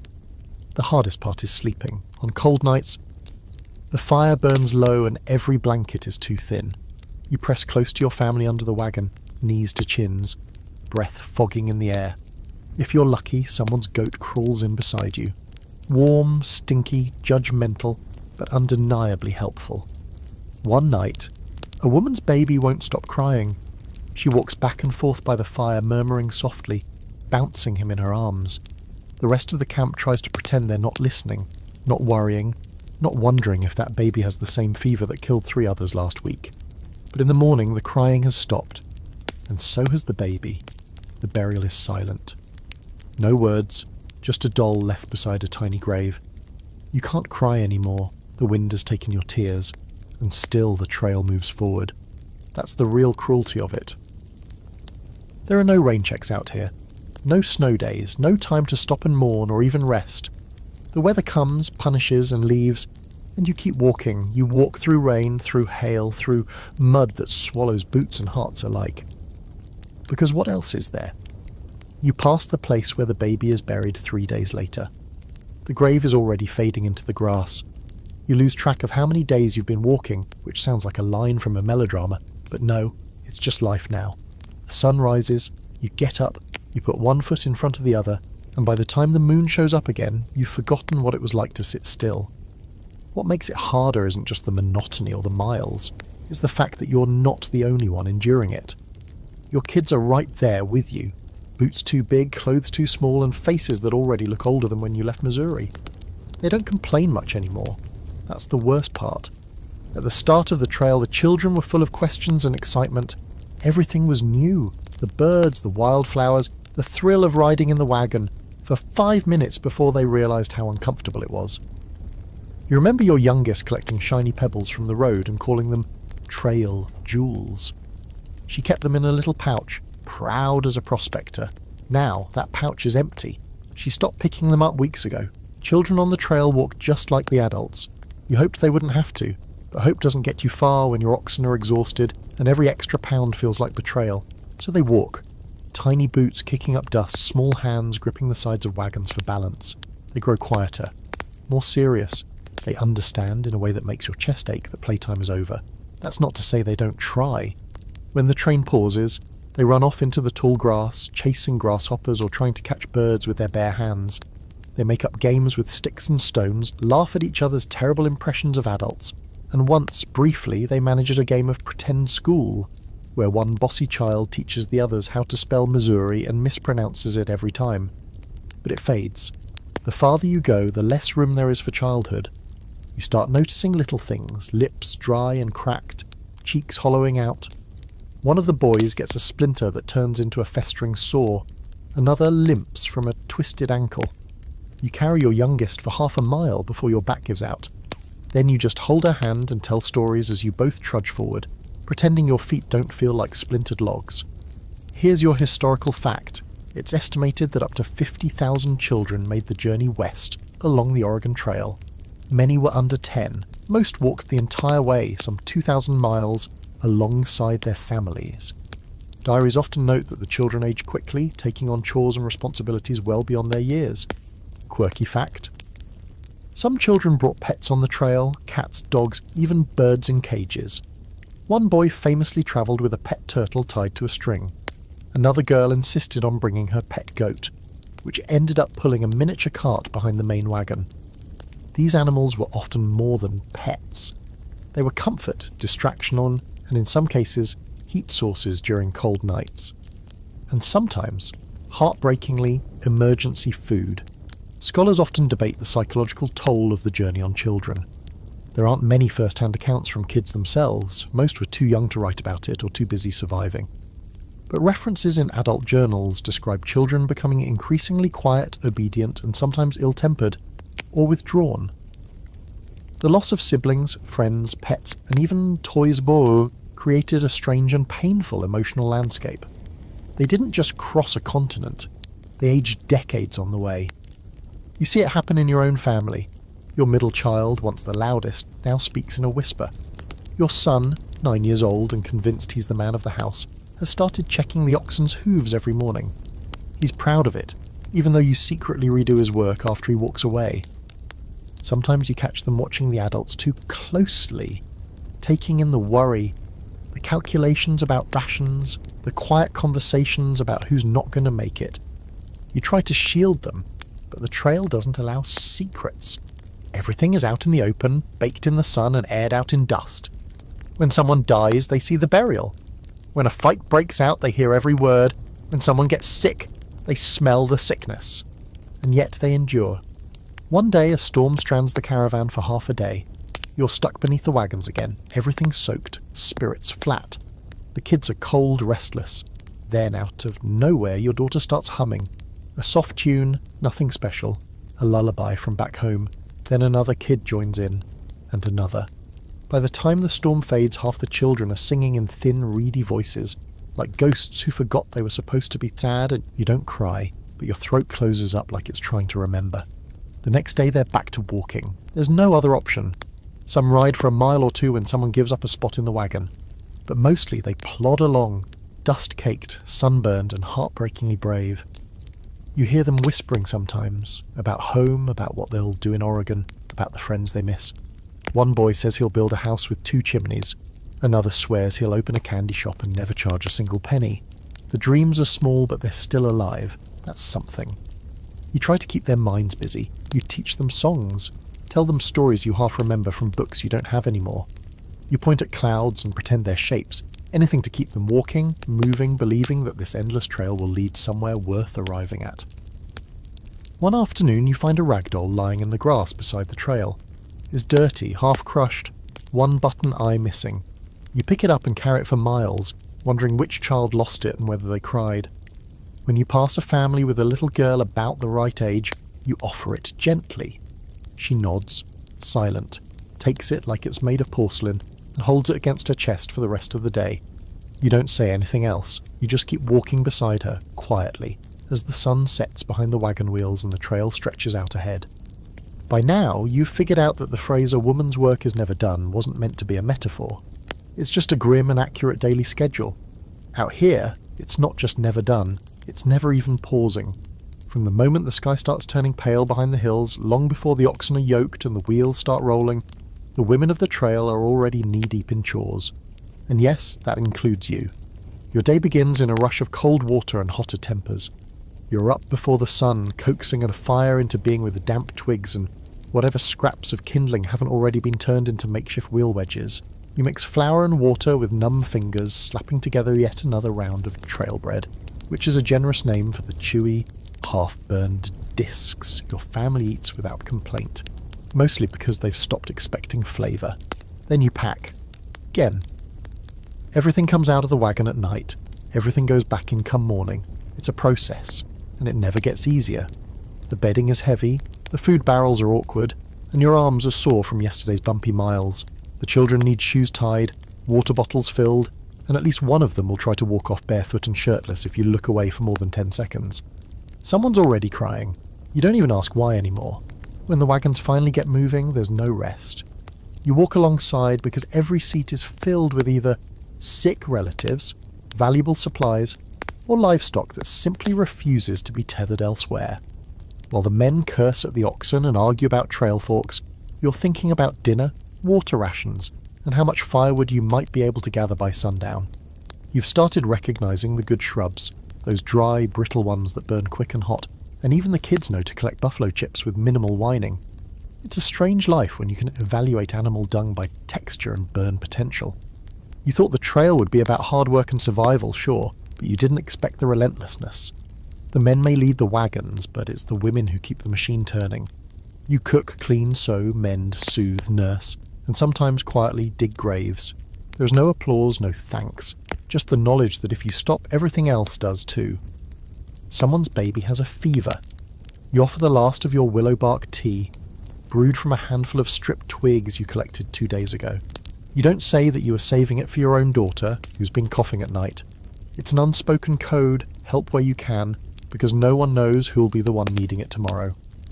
You think about your own mother, back in Missouri, who would have called this madness, but she never walked the trail. Here's your historical fact. women played crucial roles in the success or failure of wagon trains. Though often left out of official records, their labour was essential. They managed food supplies, treated illness, taught children, and even helped repair wagons. Some led entire families west after their husbands died or disappeared. Their names are carved into trail history, sometimes literally, scratched into stone with the tips of sewing needles. Quirky fact: many women brought family heirlooms or comfort items from home. Fine china, embroidered pillows, even heavy iron skillets that served no practical purpose but made the journey anyway. One woman hauled a full-length mirror across the plains. When her wagon overturned, she refused to leave it behind. It shattered. She kept the frame. And here's the scholarly debate. Did the trail empower women or reinforce their domestic limitations? Some argue that the harsh demands of the journey blurred gender roles. Women drove wagons, hunted game, and made executive decisions when men couldn't. Others believe the trail simply extended the home into the wilderness, chaining women to endless domestic duty under harsher conditions. The truth, as always, is probably both. In your case, empowerment feels like a sick joke. You're stronger than you've ever been, yes. Your hands are rough, your arms firm, your skin sun-hardened, but you're exhausted in ways that sleep doesn't touch. You've seen what happens when a mother collapses from heat or hunger. Everything stops, so you keep going. You smile for the children, hum while you cook, and whisper bedtime stories about the green hills of Oregon, even though you're not sure those hills exist. There are good moments too, little ones. You laugh with the other women while doing laundry in a muddy stream. Soap made from ashes and animal fat leaving your hands dry as paper. You share gossip that's almost entirely made up. You trade recipes no one has ingredients for. Apple pie, roast duck, buttered biscuits. Just saying the words feels like magic. One woman draws a cake in the dirt and everyone stares at it like it's a vision. Sometimes you tell stories while you walk. The children gather close, their faces flushed and eager, grateful for something, anything to break the endless rhythm of boots on dirt. You tell them about queens and dragons, sea voyages and cities full of light. You don't mention that you've never seen any of those things yourself. Doesn't matter. Out here, fantasy is a form of survival. One night, a woman gives birth beside a wagon. The labour is long, the pain sharp. You boil water, tear strips of cloth and murmur encouragement while trying not to show your own fear. The baby arrives in silence, the mother in tears. You wrap the child, hand him over, and then go back to stirring the beans. The next morning you rise like always. You roll up bedding, brush dirt off your skirt, check for blisters on the kid's feet. You lift the coffee pot with hands that tremble only a little. Another day, another mile. Sometimes as you walk you let yourself dream about a real bed. A house with 4 walls. A quiet afternoon where the loudest thing is a bird in a tree you actually planted. Maybe a porch, a rocking chair, and no more wagons. But for now, you stir the pot. You sew another shirt, you wipe another child's face. And when the men talk about the real work of the trail, you nod and smile. And don't bother correcting them. Because while they conquer miles, you're conquering everything else. You stop counting the graves after the first dozen. At first, each one stabs you. A pang of grief, a sharp reminder that someone's journey ended right there in the dirt. But somewhere along the trail, the edges of mourning dull, and the sadness settles into something quieter. You still feel it, of course. The heaviness never leaves, but you learn how to carry it alongside your water jug and firewood bundle. The graves are everywhere now, sometimes marked with stones, sometimes just a wooden plank stuck in the ground, a name carved with a pocket knife. Other times there's nothing, no marker, no date, just a disturbed patch of earth, already losing its shape to the wind. You pass one every few miles. The kids don't ask anymore. They used to, "Who was that? What happened?" But now they just walk a little faster, eyes down. When you help bury someone, there's always a ritual, even if it's makeshift. A few words, a hymn if someone remembers one, a silent moment. Heads bowed. You've lost people from your wagon, and you've helped bury strangers. Grief hits different when you're the one holding the shovel. There's no pastor, no linen, no promises of a better place, just dirt and loss and the pressure to finish before sundown. Some graves have flowers, some have nothing. A few are dug with care, lined with stones to keep animals out.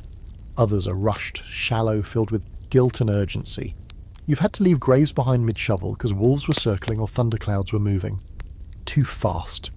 Once, you buried a woman's body with her bonnet pulled down over her face and only a few lines of verse murmured between sobs. You didn't know her name, and yet you remember all of them. There was the teenage boy with the crooked tooth who died after drinking from a stagnant puddle.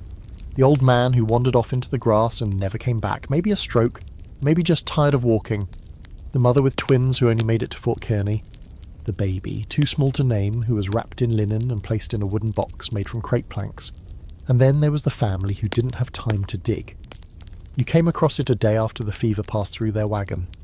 3 bodies left beside the trail, wrapped in blankets. No headstones, no words, no time, just the faint smell of death and a note pinned to the tree nearby. No tools, keep going. You helped bury them anyway. Dug a hole with the flat side of a skillet in your own hands. No one spoke during that one. Here's your historical fact. At least 20,000 people are estimated to have died along the Oregon Trail. Disease was the primary killer: cholera, dysentery, typhoid, but many also died from accidents, exposure, malnutrition, or injuries. Most were buried in shallow graves right beside the trail. A few were buried under the trail itself, with wagons driven over their resting places to disguise them from animals and looters. Quirky fact: some emigrants placed sentimental items in graves, buttons, lockets, even letters. One woman insisted her husband be buried with a silver dollar under his tongue to pay the toll at Heaven's Gate. Another placed her baby's rattle on the grave and said, "So she won't be lonely." These quiet, private traditions often went unrecorded, but lingered in oral histories passed down generations later. Scholars continue to debate how death on the trail shaped the American pioneer identity. Some argue that the high mortality rate was glossed over in favour of more heroic narratives. Land won, cities built, manifest destiny fulfilled. Others believe the very nature of the trail, with its constant movement and lack of time for mourning, created a culture of resilience forged by shared suffering. A culture where grief became background noise. Out here, death becomes ordinary, not acceptable, not forgotten, but accepted. You learn to spot the signs: someone walking slower, falling behind, eyes too dull. You keep an eye on them. Offer water. Offer silence. Sometimes they recover, sometimes they don't. There's a kind of camaraderie and loss, though. When someone dies, everyone pitches in, even the ones you thought didn't care. A man who hasn't spoken to you in a week will help dig the grave. A woman with no spare cloth will tear her apron in half for a burial shroud. Grief, out here, is a community effort, the only way it doesn't eat you alive. And then, somehow you move on. You hitch the oxen, pack the wagon, wipe dirt from your face and tuck a child's curls behind their ear. You eat a few bites of whatever didn't spoil overnight, and then you walk. Again, past the latest grave, past the spot where someone else gave up, past all the places where you quietly wonder if you'll leave your own bones someday. The road doesn't stop for grief. You walk through it, with it.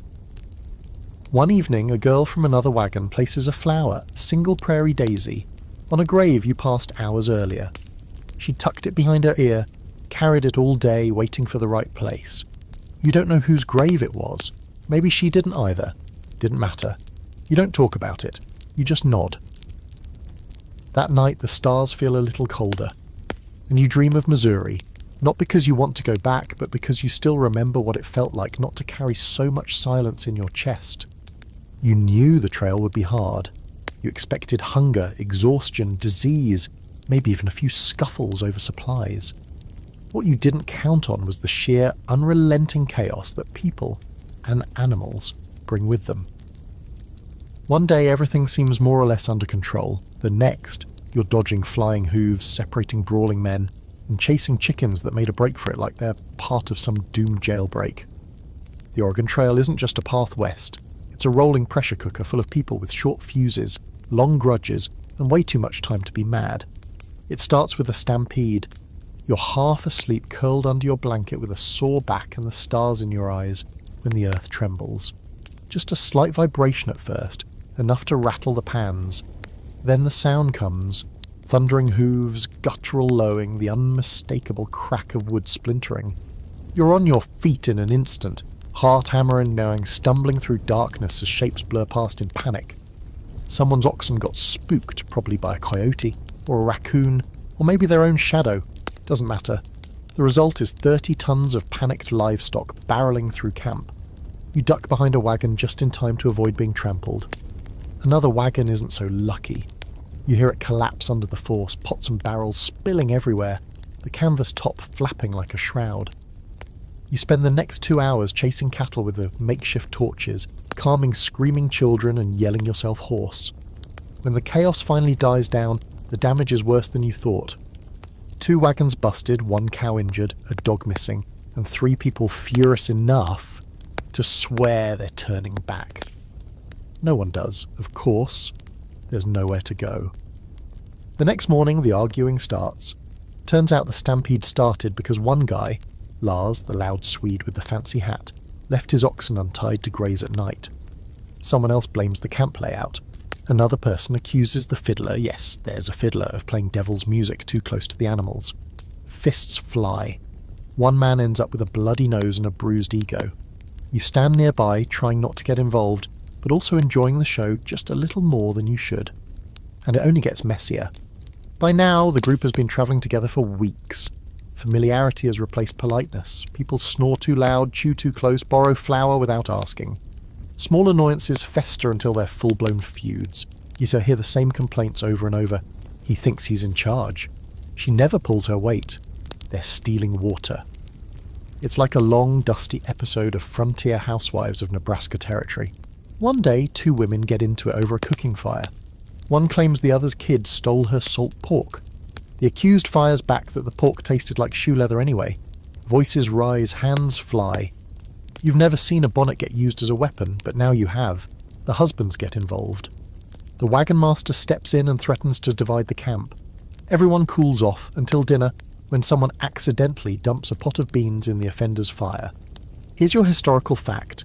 Conflict among wagon parties was common and often intense. With weeks or months of close proximity, stress and shared hardship, even the most level-headed emigrants could snap. Disputes over leadership, livestock, chores and space frequently escalated. Some wagon groups broke apart entirely, going separate ways mid-journey and hoping the trail would be kinder in smaller numbers. Quirky fact. Some wagon trains created written rules or even miniature constitutions to govern behaviour, with agreed-upon consequences for breaking them, like fines for profanity or official cooling-off periods after fights. One group famously implemented no singing before noon, after an overly enthusiastic teenager kept waking everyone up with off-key ballads. And the debate? Scholars disagree over whether the social breakdowns on the trail reflect the failure of community or its strange durability. Some argue that these wagons were a microcosm of society, subject to all its dysfunctions and dramas. Others believe the ability to recover from conflict, to keep walking after a screaming match or a fistfight, is proof of the unspoken bond among pioneers. Survival first, feelings later. After the stampede, your group changes. Not formally, not with any kind of vote, but with the subtle shifts that come from shared disaster. People stick closer to their own wagons. Fewer meals are shared. Conversations stay quiet and cautious. The fiddler doesn't play for a few days. Even the oxen seem tense. But trail life doesn't allow anyone to sulk forever. There's too much to do. Wheels to fix, food to cook, feet to keep moving. Slowly the social walls erode again. You see one man hand another a nail when his axle creaks. A woman passes out boiled coffee grounds with a wink. The fiddler starts playing again, just softly, and no one stops him. Still, you keep your guard up. People are like animals out here. They scare easy, spook easy, turn mean when hungry or tired or pushed. You've seen grown men cry over lost boots, and grown women laugh while digging graves. The line between function and breakdown is razor thin. 1 minute it's cooperation, the next it's chaos. You walk through both. One evening, as the sun sets red and too quiet, you hear a shot. Everyone freezes. Another shot, then silence. You run toward the noise. A man stands over a dead mule, his own. It broke its leg and wouldn't stand. He had to shoot it. His hands shake. His eyes are hollow. No one says a word. Another man walks up and helps him drag the body out of sight. Then everyone returns to camp like it never happened. Because that's how it works out here. Everything falls apart. Then everyone pretends it didn't. That night the wind kicks up again. You hear someone crying softly under their wagon. Someone else is singing. And somewhere in the darkness, the fiddler starts a slow tune. You fall asleep to the sound of tension retreating for now, but the trail is long, and the next stampede is always closer than you think. When someone in camp whispers that a trading post lies just over the next ridge, you don't believe them. You've been burned before. Promises of fresh bread, bullet hets, or even just soap, all leading to nothing but disappointment and a dry stretch of nothing. But still, the idea plants itself in your mind and grows roots. A trading post, a fort, civilization. Even if it's just a shack with 3 mouldy biscuits and a mule for sale, it sounds like salvation. The next day the ridge comes into view. And this time the rumour's right. You crest the hill, and there it is. A cluster of buildings nestled along a bend in the river, smoke rising gently from chimneys. It's not much. 2 main structures, a few smaller huts, and what might be a fenced garden, but to your weary, dust-blind eyes, it might as well be Rome. The kids cheer. A woman actually claps. The wagon master just nods grimly and mutters something about keeping expectations low. You reach the fort around noon, the sun high and hot. The smell hits you first. Smoke, horse, sweat, and something that might be beans, but could also be despair. A sign out front says Fort Bernard in faded paint, though everyone refers to it as the place with the barrel of flour and no manners. You park the wagons in a loose circle, tie off the oxen, and head toward the trading house with your meagre supply of bartering goods clutched tightly. Scraps of cloth, a pocket knife, 2 buttons, and a desperate smile. Inside, it's chaos. Dozens of people crowd around a wooden counter, waving items, arguing, pleading. Behind the counter stands a man with the expression of someone who's been yelled at for 17 hours straight and is mentally disassociated from his own body. He's thin, pale, and wearing a fur hat that might be more mould than animal. His assistant, possibly his brother, possibly a reanimated scarecrow, shovels beans into a sack with the urgency of a man underwater. Prices are outrageous. A pound of flour costs more than you'd ever pay back home. A single candle is worth a shirt. Coffee? Forget it. A man in line says he traded his last pair of socks for a handful of tobacco and doesn't regret it. You believe him? You'd trade your own boots for a cup of strong coffee and 2 quiet hours. Still, you manage to strike a deal. You trade a small tin mirror and a scarf for a chunk of hard cheese and half a jar of molasses. The man behind the counter eyes you like he's making a very unwise business decision. You smile sweetly and back away before he changes his mind. Outside, the others are making similar trades, some for supplies, some for stories. One young man gets roped into a dice game and loses the only bar of soap in his family. Another woman barters for a new bonnet and walks around camp like royalty for the rest of the day. You get water from the well, cool, clean and miraculous. The kids bathe in the shallows of the river with actual soap. You scrape mud off your boots, scrub your face and sit for a moment without doing anything, just breathing, watching. That alone feels luxurious. Here's your historical fact. Trading posts and forts were crucial to overland migration. Fort Kearney, Fort Laramie and Fort Bridger were key supply stops for emigrants, offering food, tools and information about trail conditions ahead. Prices varied wildly, and while some posts were known for fairness, others were infamous for gouging desperate travellers. Still, they often meant the difference between survival and failure. Quirky fact. Some forts sold soda biscuits made with saleratus, an early baking soda that left the bread with a strange flavour and sometimes a greenish tint. One traveller swore the biscuits tasted like lye soap, but were soft enough to eat with a toothache. Another described them as both food and punishment. Scholars often debate the role of trading posts as cultural hubs. Beyond commerce, these places became crossroads where emigrants, fur trappers, missionaries, indigenous peoples and outlaws all converged, sometimes to trade, sometimes to argue, and sometimes to quietly observe one another from a safe distance. Diaries describe uneasy peace, tense negotiations, and the occasional unlikely friendship born over a shared bottle of whiskey. That night the fort becomes a festival ground, fires burn higher. Meals are slightly less grim. Someone opens a bottle of something labelled medicinal and passes it around. The children run wild through the grass, faces clean for once. Even the oxen seem to relax, standing still without anyone yelling at them for 5 minutes straight. You trade for a bit of news too.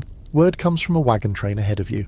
They lost 3 to cholera, but say the mountain passes are clear for now. Another traveller shares a crude map he drew himself.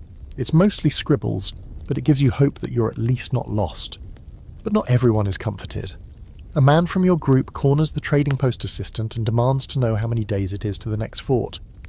The assistant shrugs and says, "Depends who's sick and whose wheel breaks." The man curses and storms off, muttering something about damn fools and dust. Even in this brief moment of respite, tension simmers. Supplies are tight, nerves are frayed, and no matter how good it feels to rest, you know you can't stay.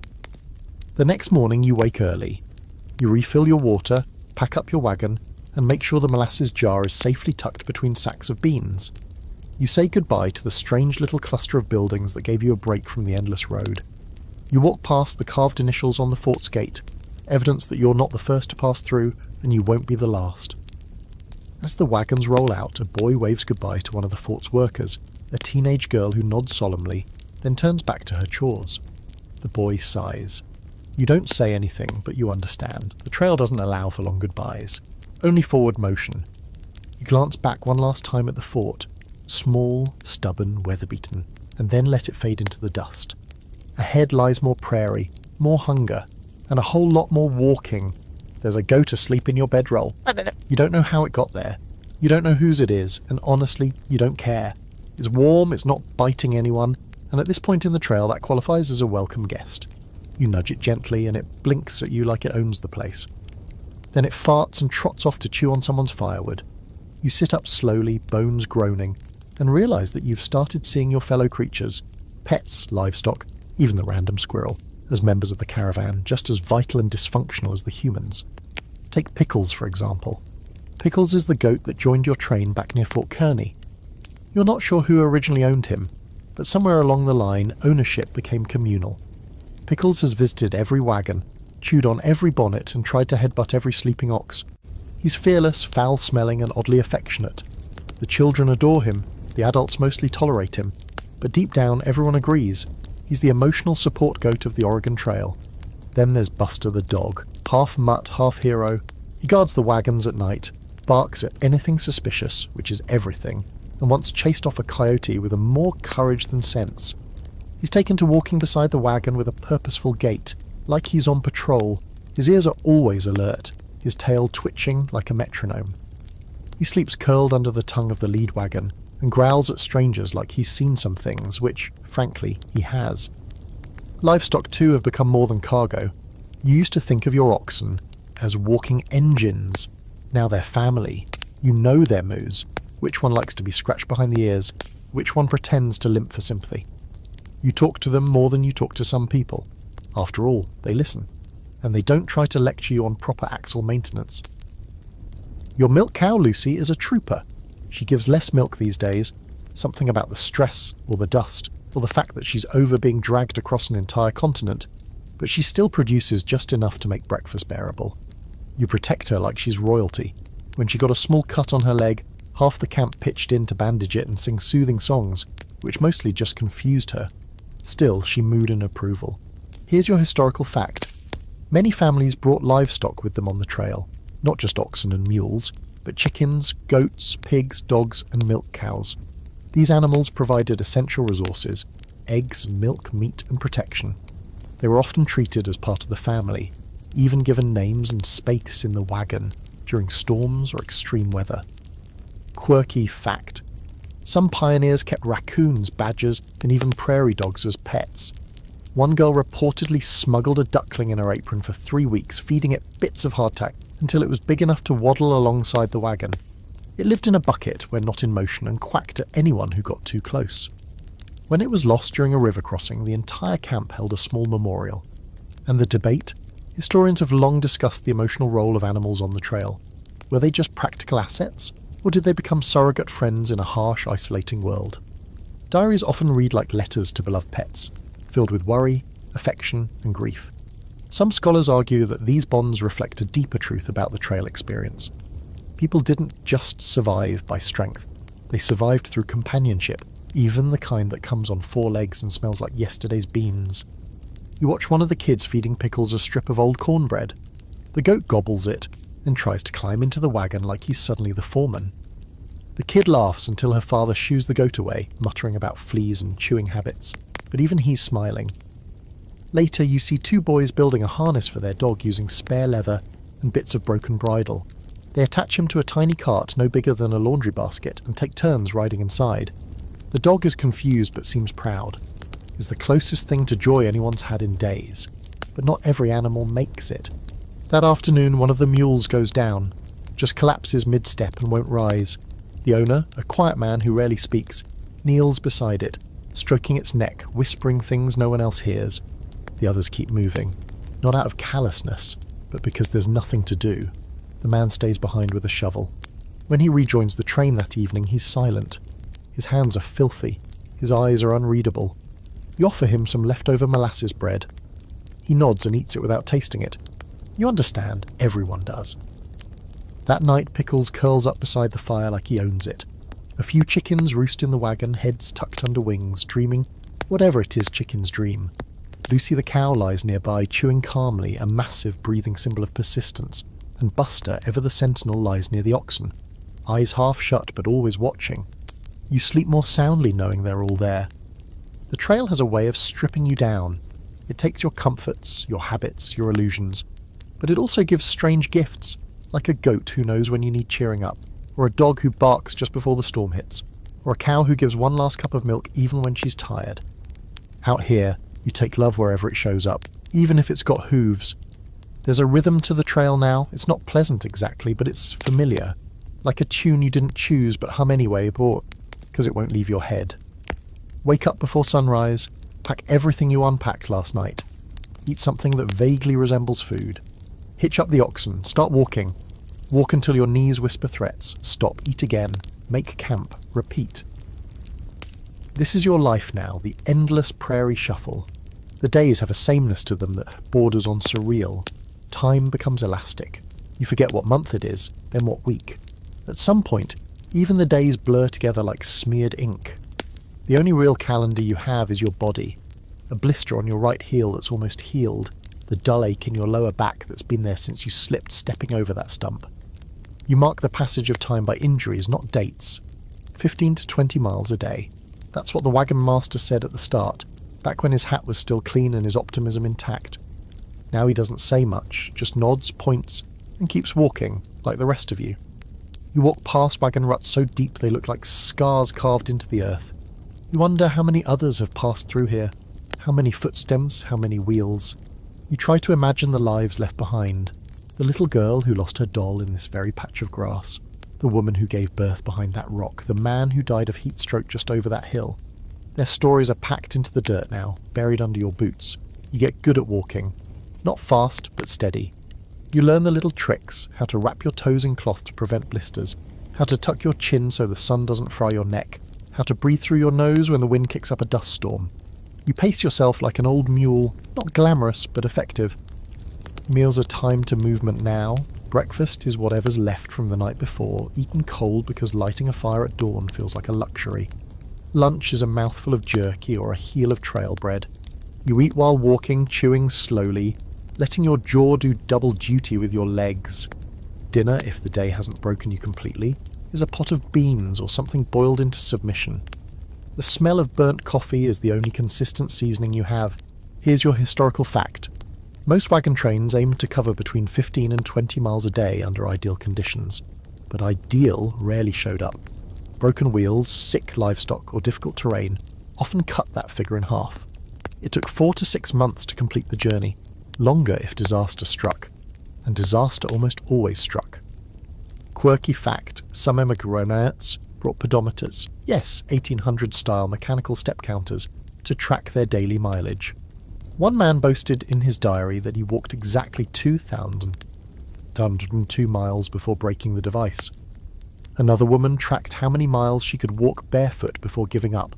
Answer, 12. People got weird with their endurance. And here's the debate. Did pioneers walk more than they rode by necessity, or by design? Some argue that walking preserved the health of the animals and reduced wagon strain, making it a strategic choice. Others claim pioneers had no choice. Riding in the wagon was often miserable, jarring and cramped. Regardless, most people walked 80 to 90% of the way. That's roughly the distance from New York to Salt Lake City, on foot in bad shoes. By now your boots have moulded to your feet in the way only shoes that have seen too much can. You've patched them with string, rawhide, even a piece of metal someone swore would help, it didn't. You've developed a weird affection for them. Here. Like old abused pets that keep doing their job even when they clearly shouldn't. The kids walk too, not all day, but enough. You glance over and see your son pacing out the alphabet with each step, mouthing letters in time with his feet. Your daughter hops over cracks, counting softly under her breath. They don't whine as much anymore. That's not necessarily a good sign. The oxen plod along, resigned. Their hooves stir up little clouds of dust that settle on everything. Your skin, your food, your last nerve. You've stopped wiping it off. You've become dust. The trail has a way of turning everyone into a shade of beige. Every now and then someone sings, not loud, just a tune under their breath. A hymn, a sea shanty, a bit of folk nonsense. It passes through the group like smoke, picked up by a second voice, then a third. The song fades as quickly as it begins, like it's too shy to stay long. Your thoughts shrink, the world narrows. It's all wagon wheels and footsteps. You think about stupid things, the exact shape of a cloud, the way a pebble feels under your boot. Whether you'll ever eat cheese again, that one stupid knock-knock joke your cousin told a decade ago that resurfaces and haunts your brain for 6 hours straight. Sometimes you pass landmarks, big ones, like Chimney Rock or Independence Rock, and people cheer. Others, like you, just nod. Another stone in the desert. Another tick on the invisible progress bar. You stop seeing the landscape as scenery. It's just more of what you have to walk across. One afternoon you pass a broken-down wagon, its axle snapped in two, the canvas ripped like a peeled banana. There's no one there, just a single boot and a note carved into the wood. Gone to catch up. You never do. That evening, as the fire flickers low and everyone slumps around it like a set of battered marionettes, you do the math. You've walked hundreds of miles. You'll walk hundreds more. And despite everything, your sore legs, the blister on your thumb, the gnawing hunger, you're still moving. That's what matters out here. Not how fast, not how clean. Just that you keep putting one foot in front of the other, even when you don't remember why. You start to think the trail has a sick sense of humour. Just when you're feeling like you've gotten used to this endless, grinding march across the plains, bam! There they are, the mountains. Not just hills or rolling rises like before, but real jagged, snow-dusted monsters looming in the distance like they've been watching you suffer, and now they're licking their lips. You heard stories about the Rockies back in Missouri. People said they were beautiful, majestic, the spine of the continent. What they didn't mention was that they're also the world's most relentless uphill treadmill, and you're about to start climbing it with a wagon held together by rope rust and the pure spite of your oxen. At first, the incline is gentle. It teases you. You start ascending slowly, trading the wide open plains for narrow winding paths. The air gets thinner. The trees get taller. The wind shifts. Cooler now, with a sharpness that cuts through your clothes and reminds you that yes, even in August, the mountains still think it's early spring. You stop sweating so much, but your joints start singing a new kind of misery. The real problem isn't the climb, it's everything that happens because of the climb. The wagon groans with every turn of the wheel, the oxen slip on loose gravel. The brake, oh the poor brake, is your best friend and worst enemy now. It keeps you from sliding backward down a hill, sure, but you can hear it disintegrating every time it catches. The trail narrows, sometimes barely wide enough for one wagon at a time. When you meet another group coming down, it becomes a logistical nightmare. Who backs up? Who waits? Who's going to be the first to suggest we all just stay here and build a new town called Stucksville? You smile, wave, and try not to glare at the other wagons like it's their fault the entire mountain has decided to play gatekeeper. And the turns, good lord, the turns. One wrong angle and your wagon could go from supplies for Oregon to kindling at the bottom of a ravine. You tie ropes around the rear wheels for drag. People walk alongside the wagons now, hands on the frame, guiding them around corners like they're herding cows with anxiety disorders. Here's your historical fact. The Rocky Mountains presented one of the greatest physical obstacles on the Oregon Trail. Emigrants often passed through the South Pass, a relatively gentle but still treacherous route in present-day Wyoming. But even the best paths involved steep climbs, unpredictable weather, and grueling physical effort. Wagons had to be disassembled, hoisted, or lowered with ropes. Entire days could be spent covering just a few miles.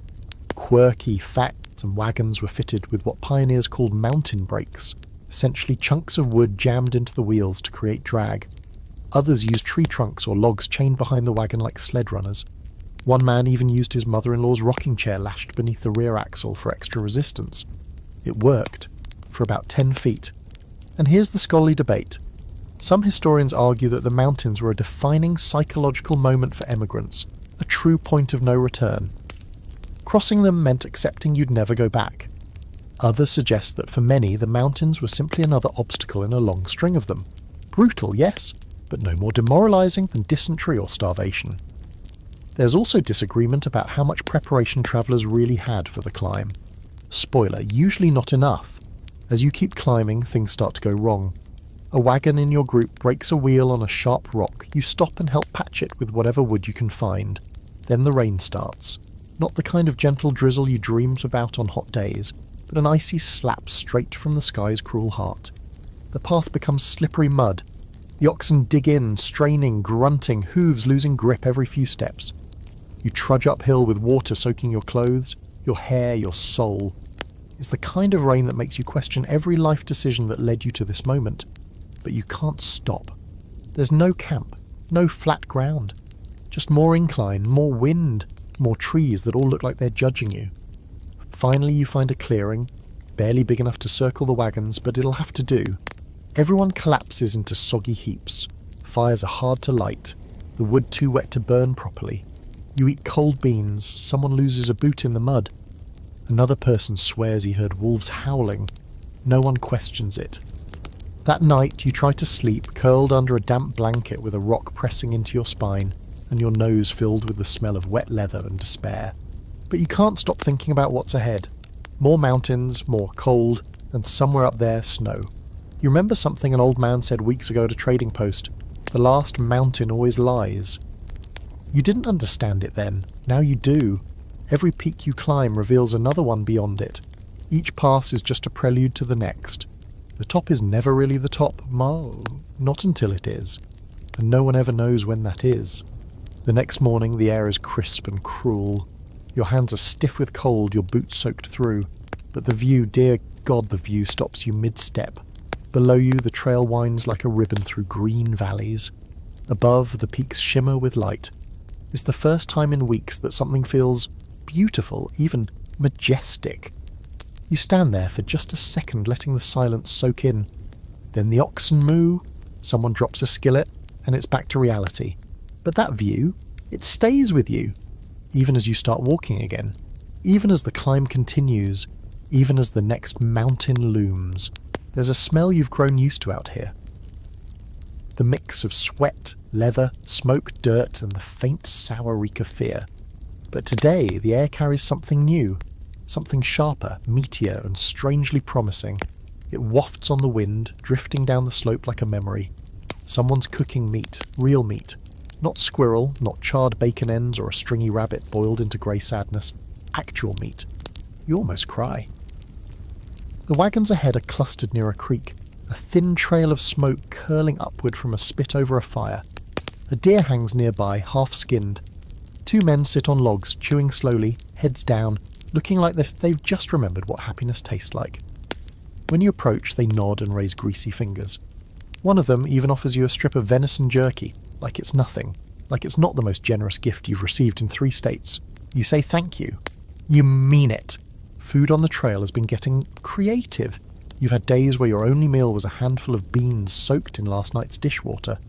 You've seen people boil leather, scrape moss off rocks, and nibble the crust off old wagon bread like it's the last crust of civilization.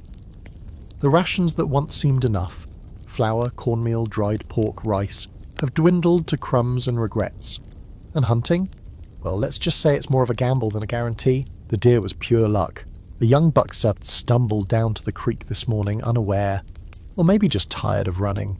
One clean shot and it was down. You haven't seen that kind of bounty in weeks. The meat is being rationed slowly, cooked in strips, dried for later, and portioned out like it's gold. You get your share, small, tough, and smoky, and you chew it like you're savouring a childhood memory. Your own food supplies are a sad echo of what they once were. The barrels in the wagon are nearly empty. You're down to the last of the flour, and it's turned slightly sour. The bacon is mostly grease now, wrapped in stained paper, that smells like wet regret. Beans! Maybe enough for one more meal. Hardtack. You've broken 2 teeth on that cement disguised as food. It's a chewable threat. Here's your historical fact. Most pioneers packed between 400 to 600 pounds of food per person for the journey. But despite their best planning, food scarcity was a constant threat. Spoilage, poor storage, and simple miscalculation often led to shortages by mid-journey. Hunting supplemented meals, but many found game scarce, especially in overhunted or well-travelled areas. Quirky fact. Some pioneers tried to make coffee by roasting grain or even acorns. Others invented horrifying replacements for eggs, using flour-water mixes or boiled plant roots. A few desperate souls brewed soup from parched corn and old ham bones, calling it journey stew. No one called it good. As for the scholarly debate, how bad did food insecurity actually get?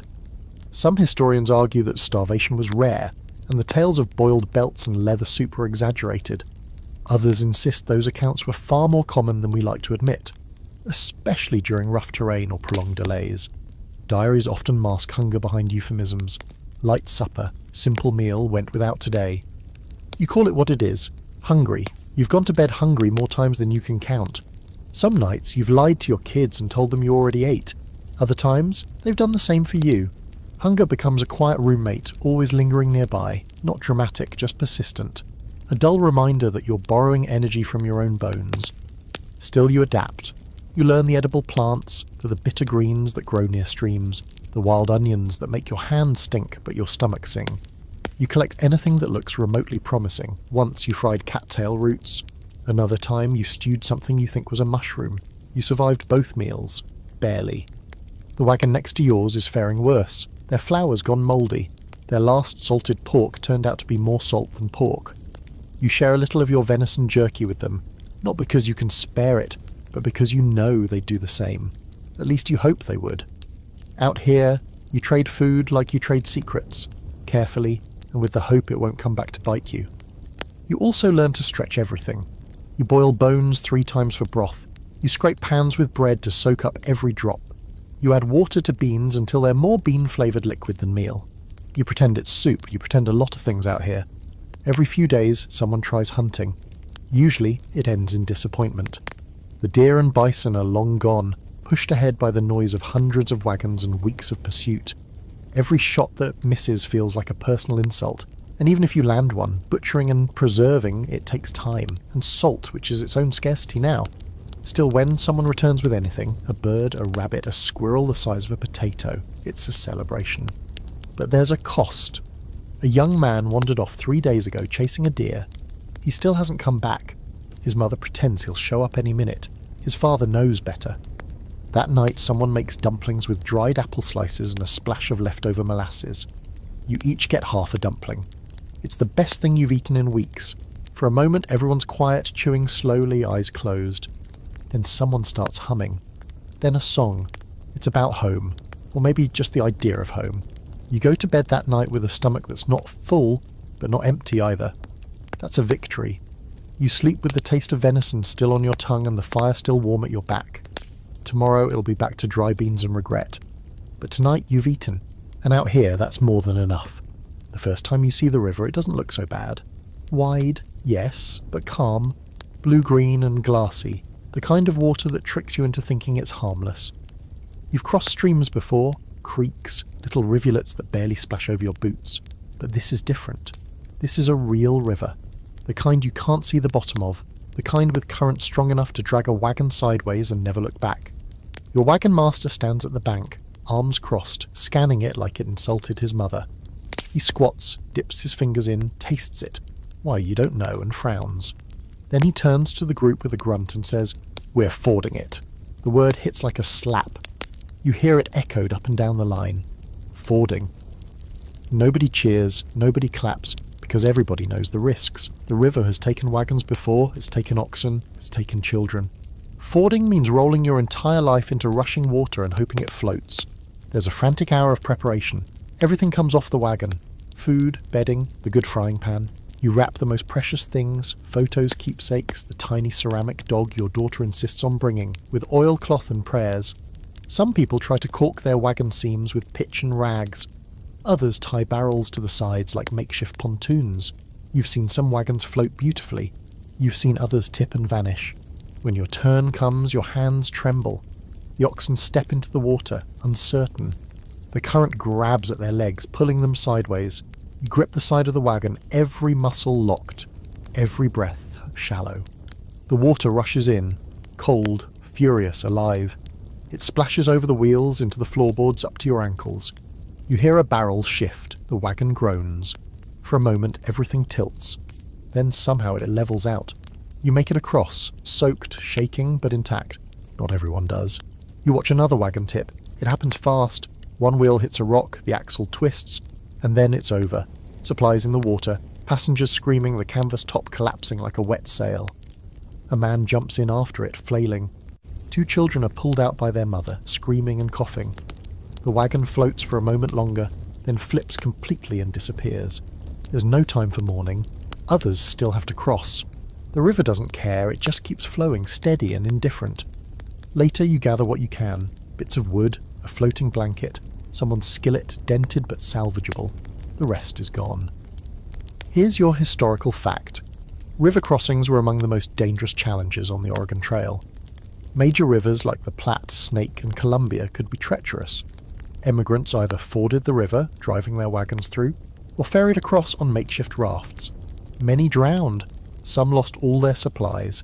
Entire families were separated by the current, and some never reunited. Quirky fact, some pioneers swore by floating wagons lined with ox hides, turning them into giant tubs. Others fashioned crude rafts by lashing logs together and shoving the wagon on top. One woman famously strapped her piano to the roof, thinking it would help the wagon float. It did not. And the debate? Historians disagree about the best strategies for river crossings. Some claim that ferries were underutilised due to high cost and long waits, leading to unnecessary deaths.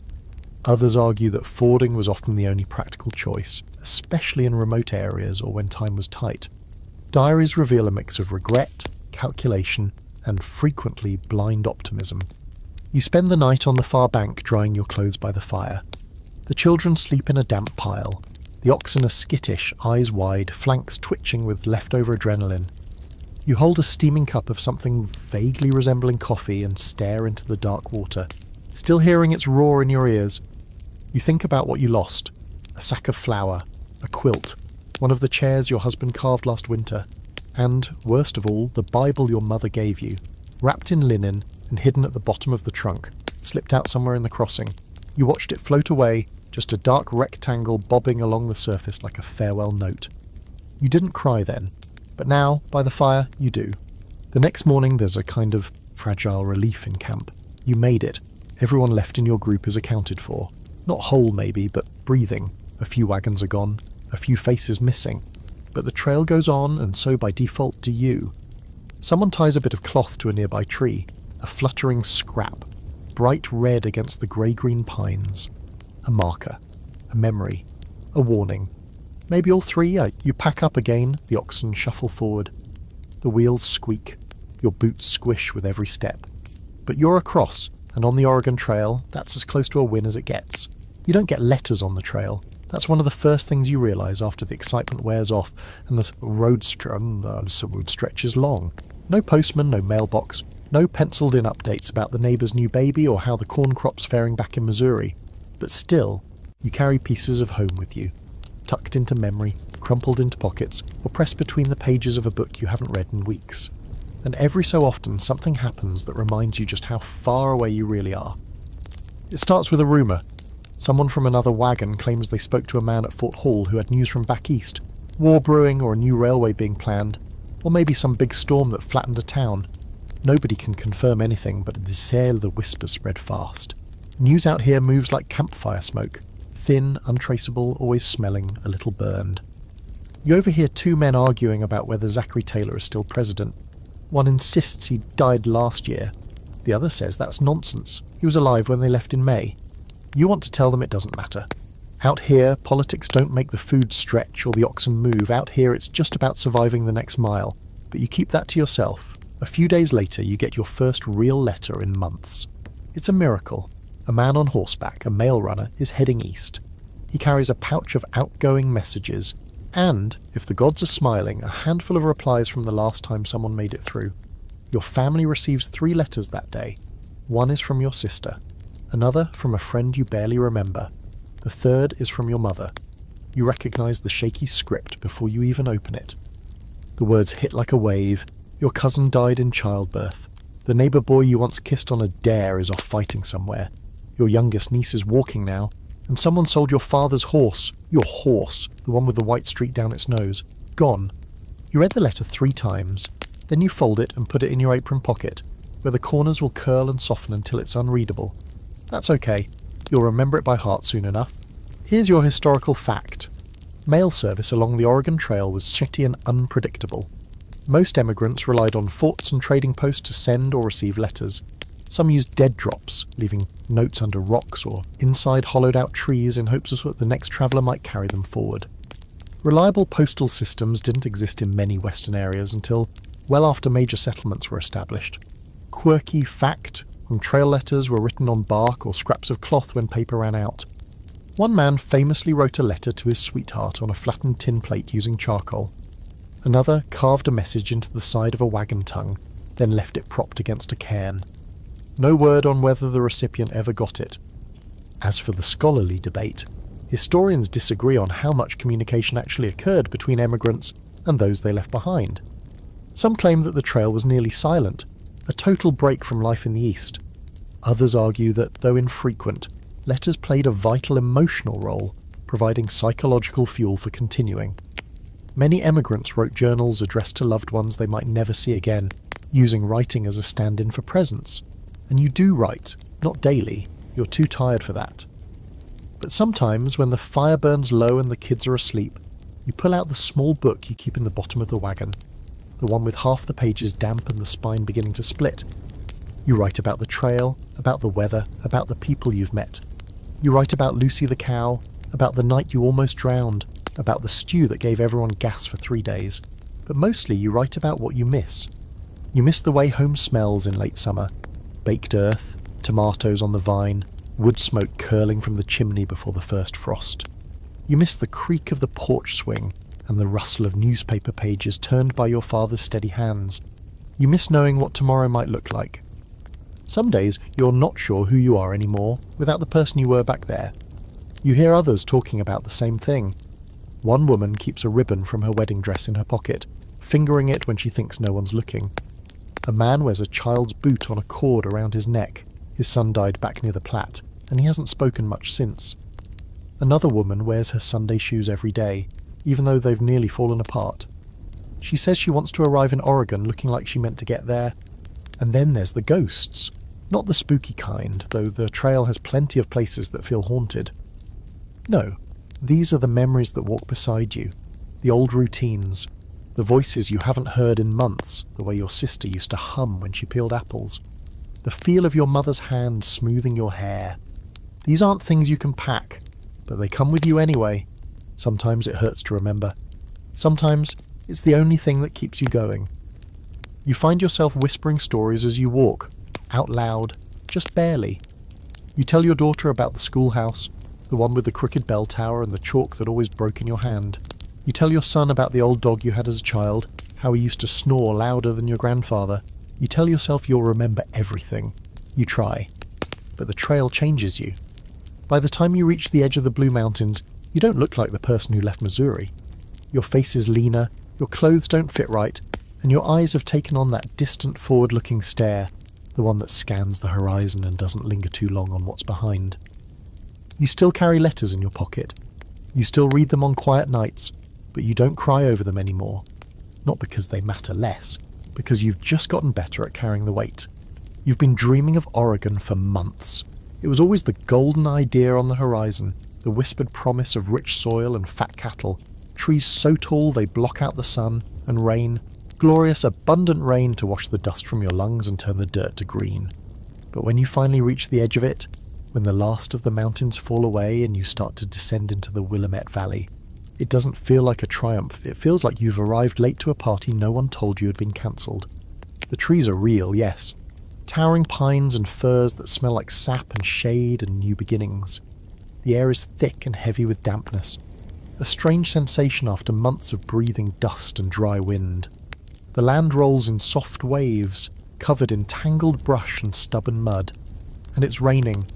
Not a polite drizzle, but a full, cold, miserable downpour that seeps into everything, your boots, your bedding, the very idea of happiness. This is not how you pictured it. There's no cheering, no banner saying welcome to Oregon, no parade waiting to celebrate your arrival, just mud, mud everywhere. Wagon wheels sink in it, shoes disappear into it. Your oxen look at you with the blank stare of animals who've lot, and will not be amused by one more thing. You set up camp, or what passes for camp now. There's no dry ground. You try to stretch a tarp over the wagon to keep the rain out, but it sags in the middle and dumps a bucket of cold water into your flour barrel. You try not to scream. Instead, you sit under the wagon, soaked to the bone, gnawing on a piece of soggy bread and wondering what exactly you came all this way for. Here's your historical fact. When emigrants finally reached the Willamette Valley, many were shocked to find it less a paradise and more a soggy, overgrown wilderness. The early arrival season, typically late fall, meant heavy rains, few established settlements, and land that had to be cleared by hand. It took years of back-breaking labour before the promise of Oregon became reality for most. Quirky fact? Some pioneers were so disappointed by the conditions in the valley that they simply left, heading south to California, or back east if they could afford it. Others stayed out of stubbornness. One woman famously declared upon arrival, "If this is Eden, I want a refund." And the scholarly debate. Did the trail foster a sense of fulfillment upon arrival, or disillusionment? Historians argue both sides. Some say that completing the journey instilled a deep sense of purpose and resilience, even if the reward was modest. Others suggest that. The harsh reality of Oregon exposed the trail's myth for what it was, a propaganda-fueled gamble sold to desperate people. You lean toward the second camp, at least today, because what you have now is wet blankets, a dozen broken spokes, and a patch of brushy land someone pointed at and called yours. No fences, no cabin, no waiting hearth. Just the overwhelming task of starting again from nothing. The trail is over, yes, but the work is not even close. You look at the others, some are unpacking with mechanical determination, like they've turned off the part of their brain that screams for comfort. Others just sit, blank-faced, waiting for someone to tell them what to do next. A few are already talking about next spring, as if the last 6 months didn't just try to kill them on a weekly basis. You understand them, because despite it all, the hunger, the cold, the losses, you're still here. The trail didn't beat you, it changed you, stripped you down and rebuilt you with calloused hands and a spine made of gritted teeth. And you're not alone. You think about the people you met, those still with you, and those you buried along the way. You think about Pickles the goat, who vanished somewhere near the Columbia River, last seen eating a hat. You think about Lucy the cow, who limped through her last 100 miles and now grazes nearby like she owns the place. You think about the letters in your pocket and the home you left behind. The trail isn't just something you walked. It's something that lives in your body now, in your scars, in your stories, in the way you can light a fire in the rain using 3 twigs and a sideways glance. You could survive anywhere now. That's what the trail gave you. One night around the fire, someone pulls out a bottle of something that smells like regret and celebration. You pass it around. No one says much. The rain has stopped, finally. The stars peek through like they forgot to be angry. Someone starts humming that old tune again, the one that's followed you since Kansas. Others join in softly, like they're afraid it'll vanish if they sing too loud. You think about what you lost. A sister, a friend, your Bible, the simple small life you used to know, but you think about what you found too. Grit, community, stories, and a kind of quiet power that comes from surviving something you probably shouldn't have. You're in Oregon now. It's not the dream they sold you. It's wetter, rougher, meaner in his own way. But it's also yours. You sleep under a tarp that leaks and dream of building something that doesn't. Tomorrow the work begins, but tonight you made it. You're lying on your back now in a structure that can barely be called a house. 4 walls, a roof that leaks a little, a stove that sometimes works, and a mattress made of straw that pokes through the sheet like it holds a grudge. But it's not a wagon. It's not the cold, hard ground under open sky. It's shelter. It's a start. Outside, the wind hums through the trees, those tall Oregon pines standing like sentinels in the mist. The same trees that blocked your view on the day you arrived. The ones you cursed for being in the way.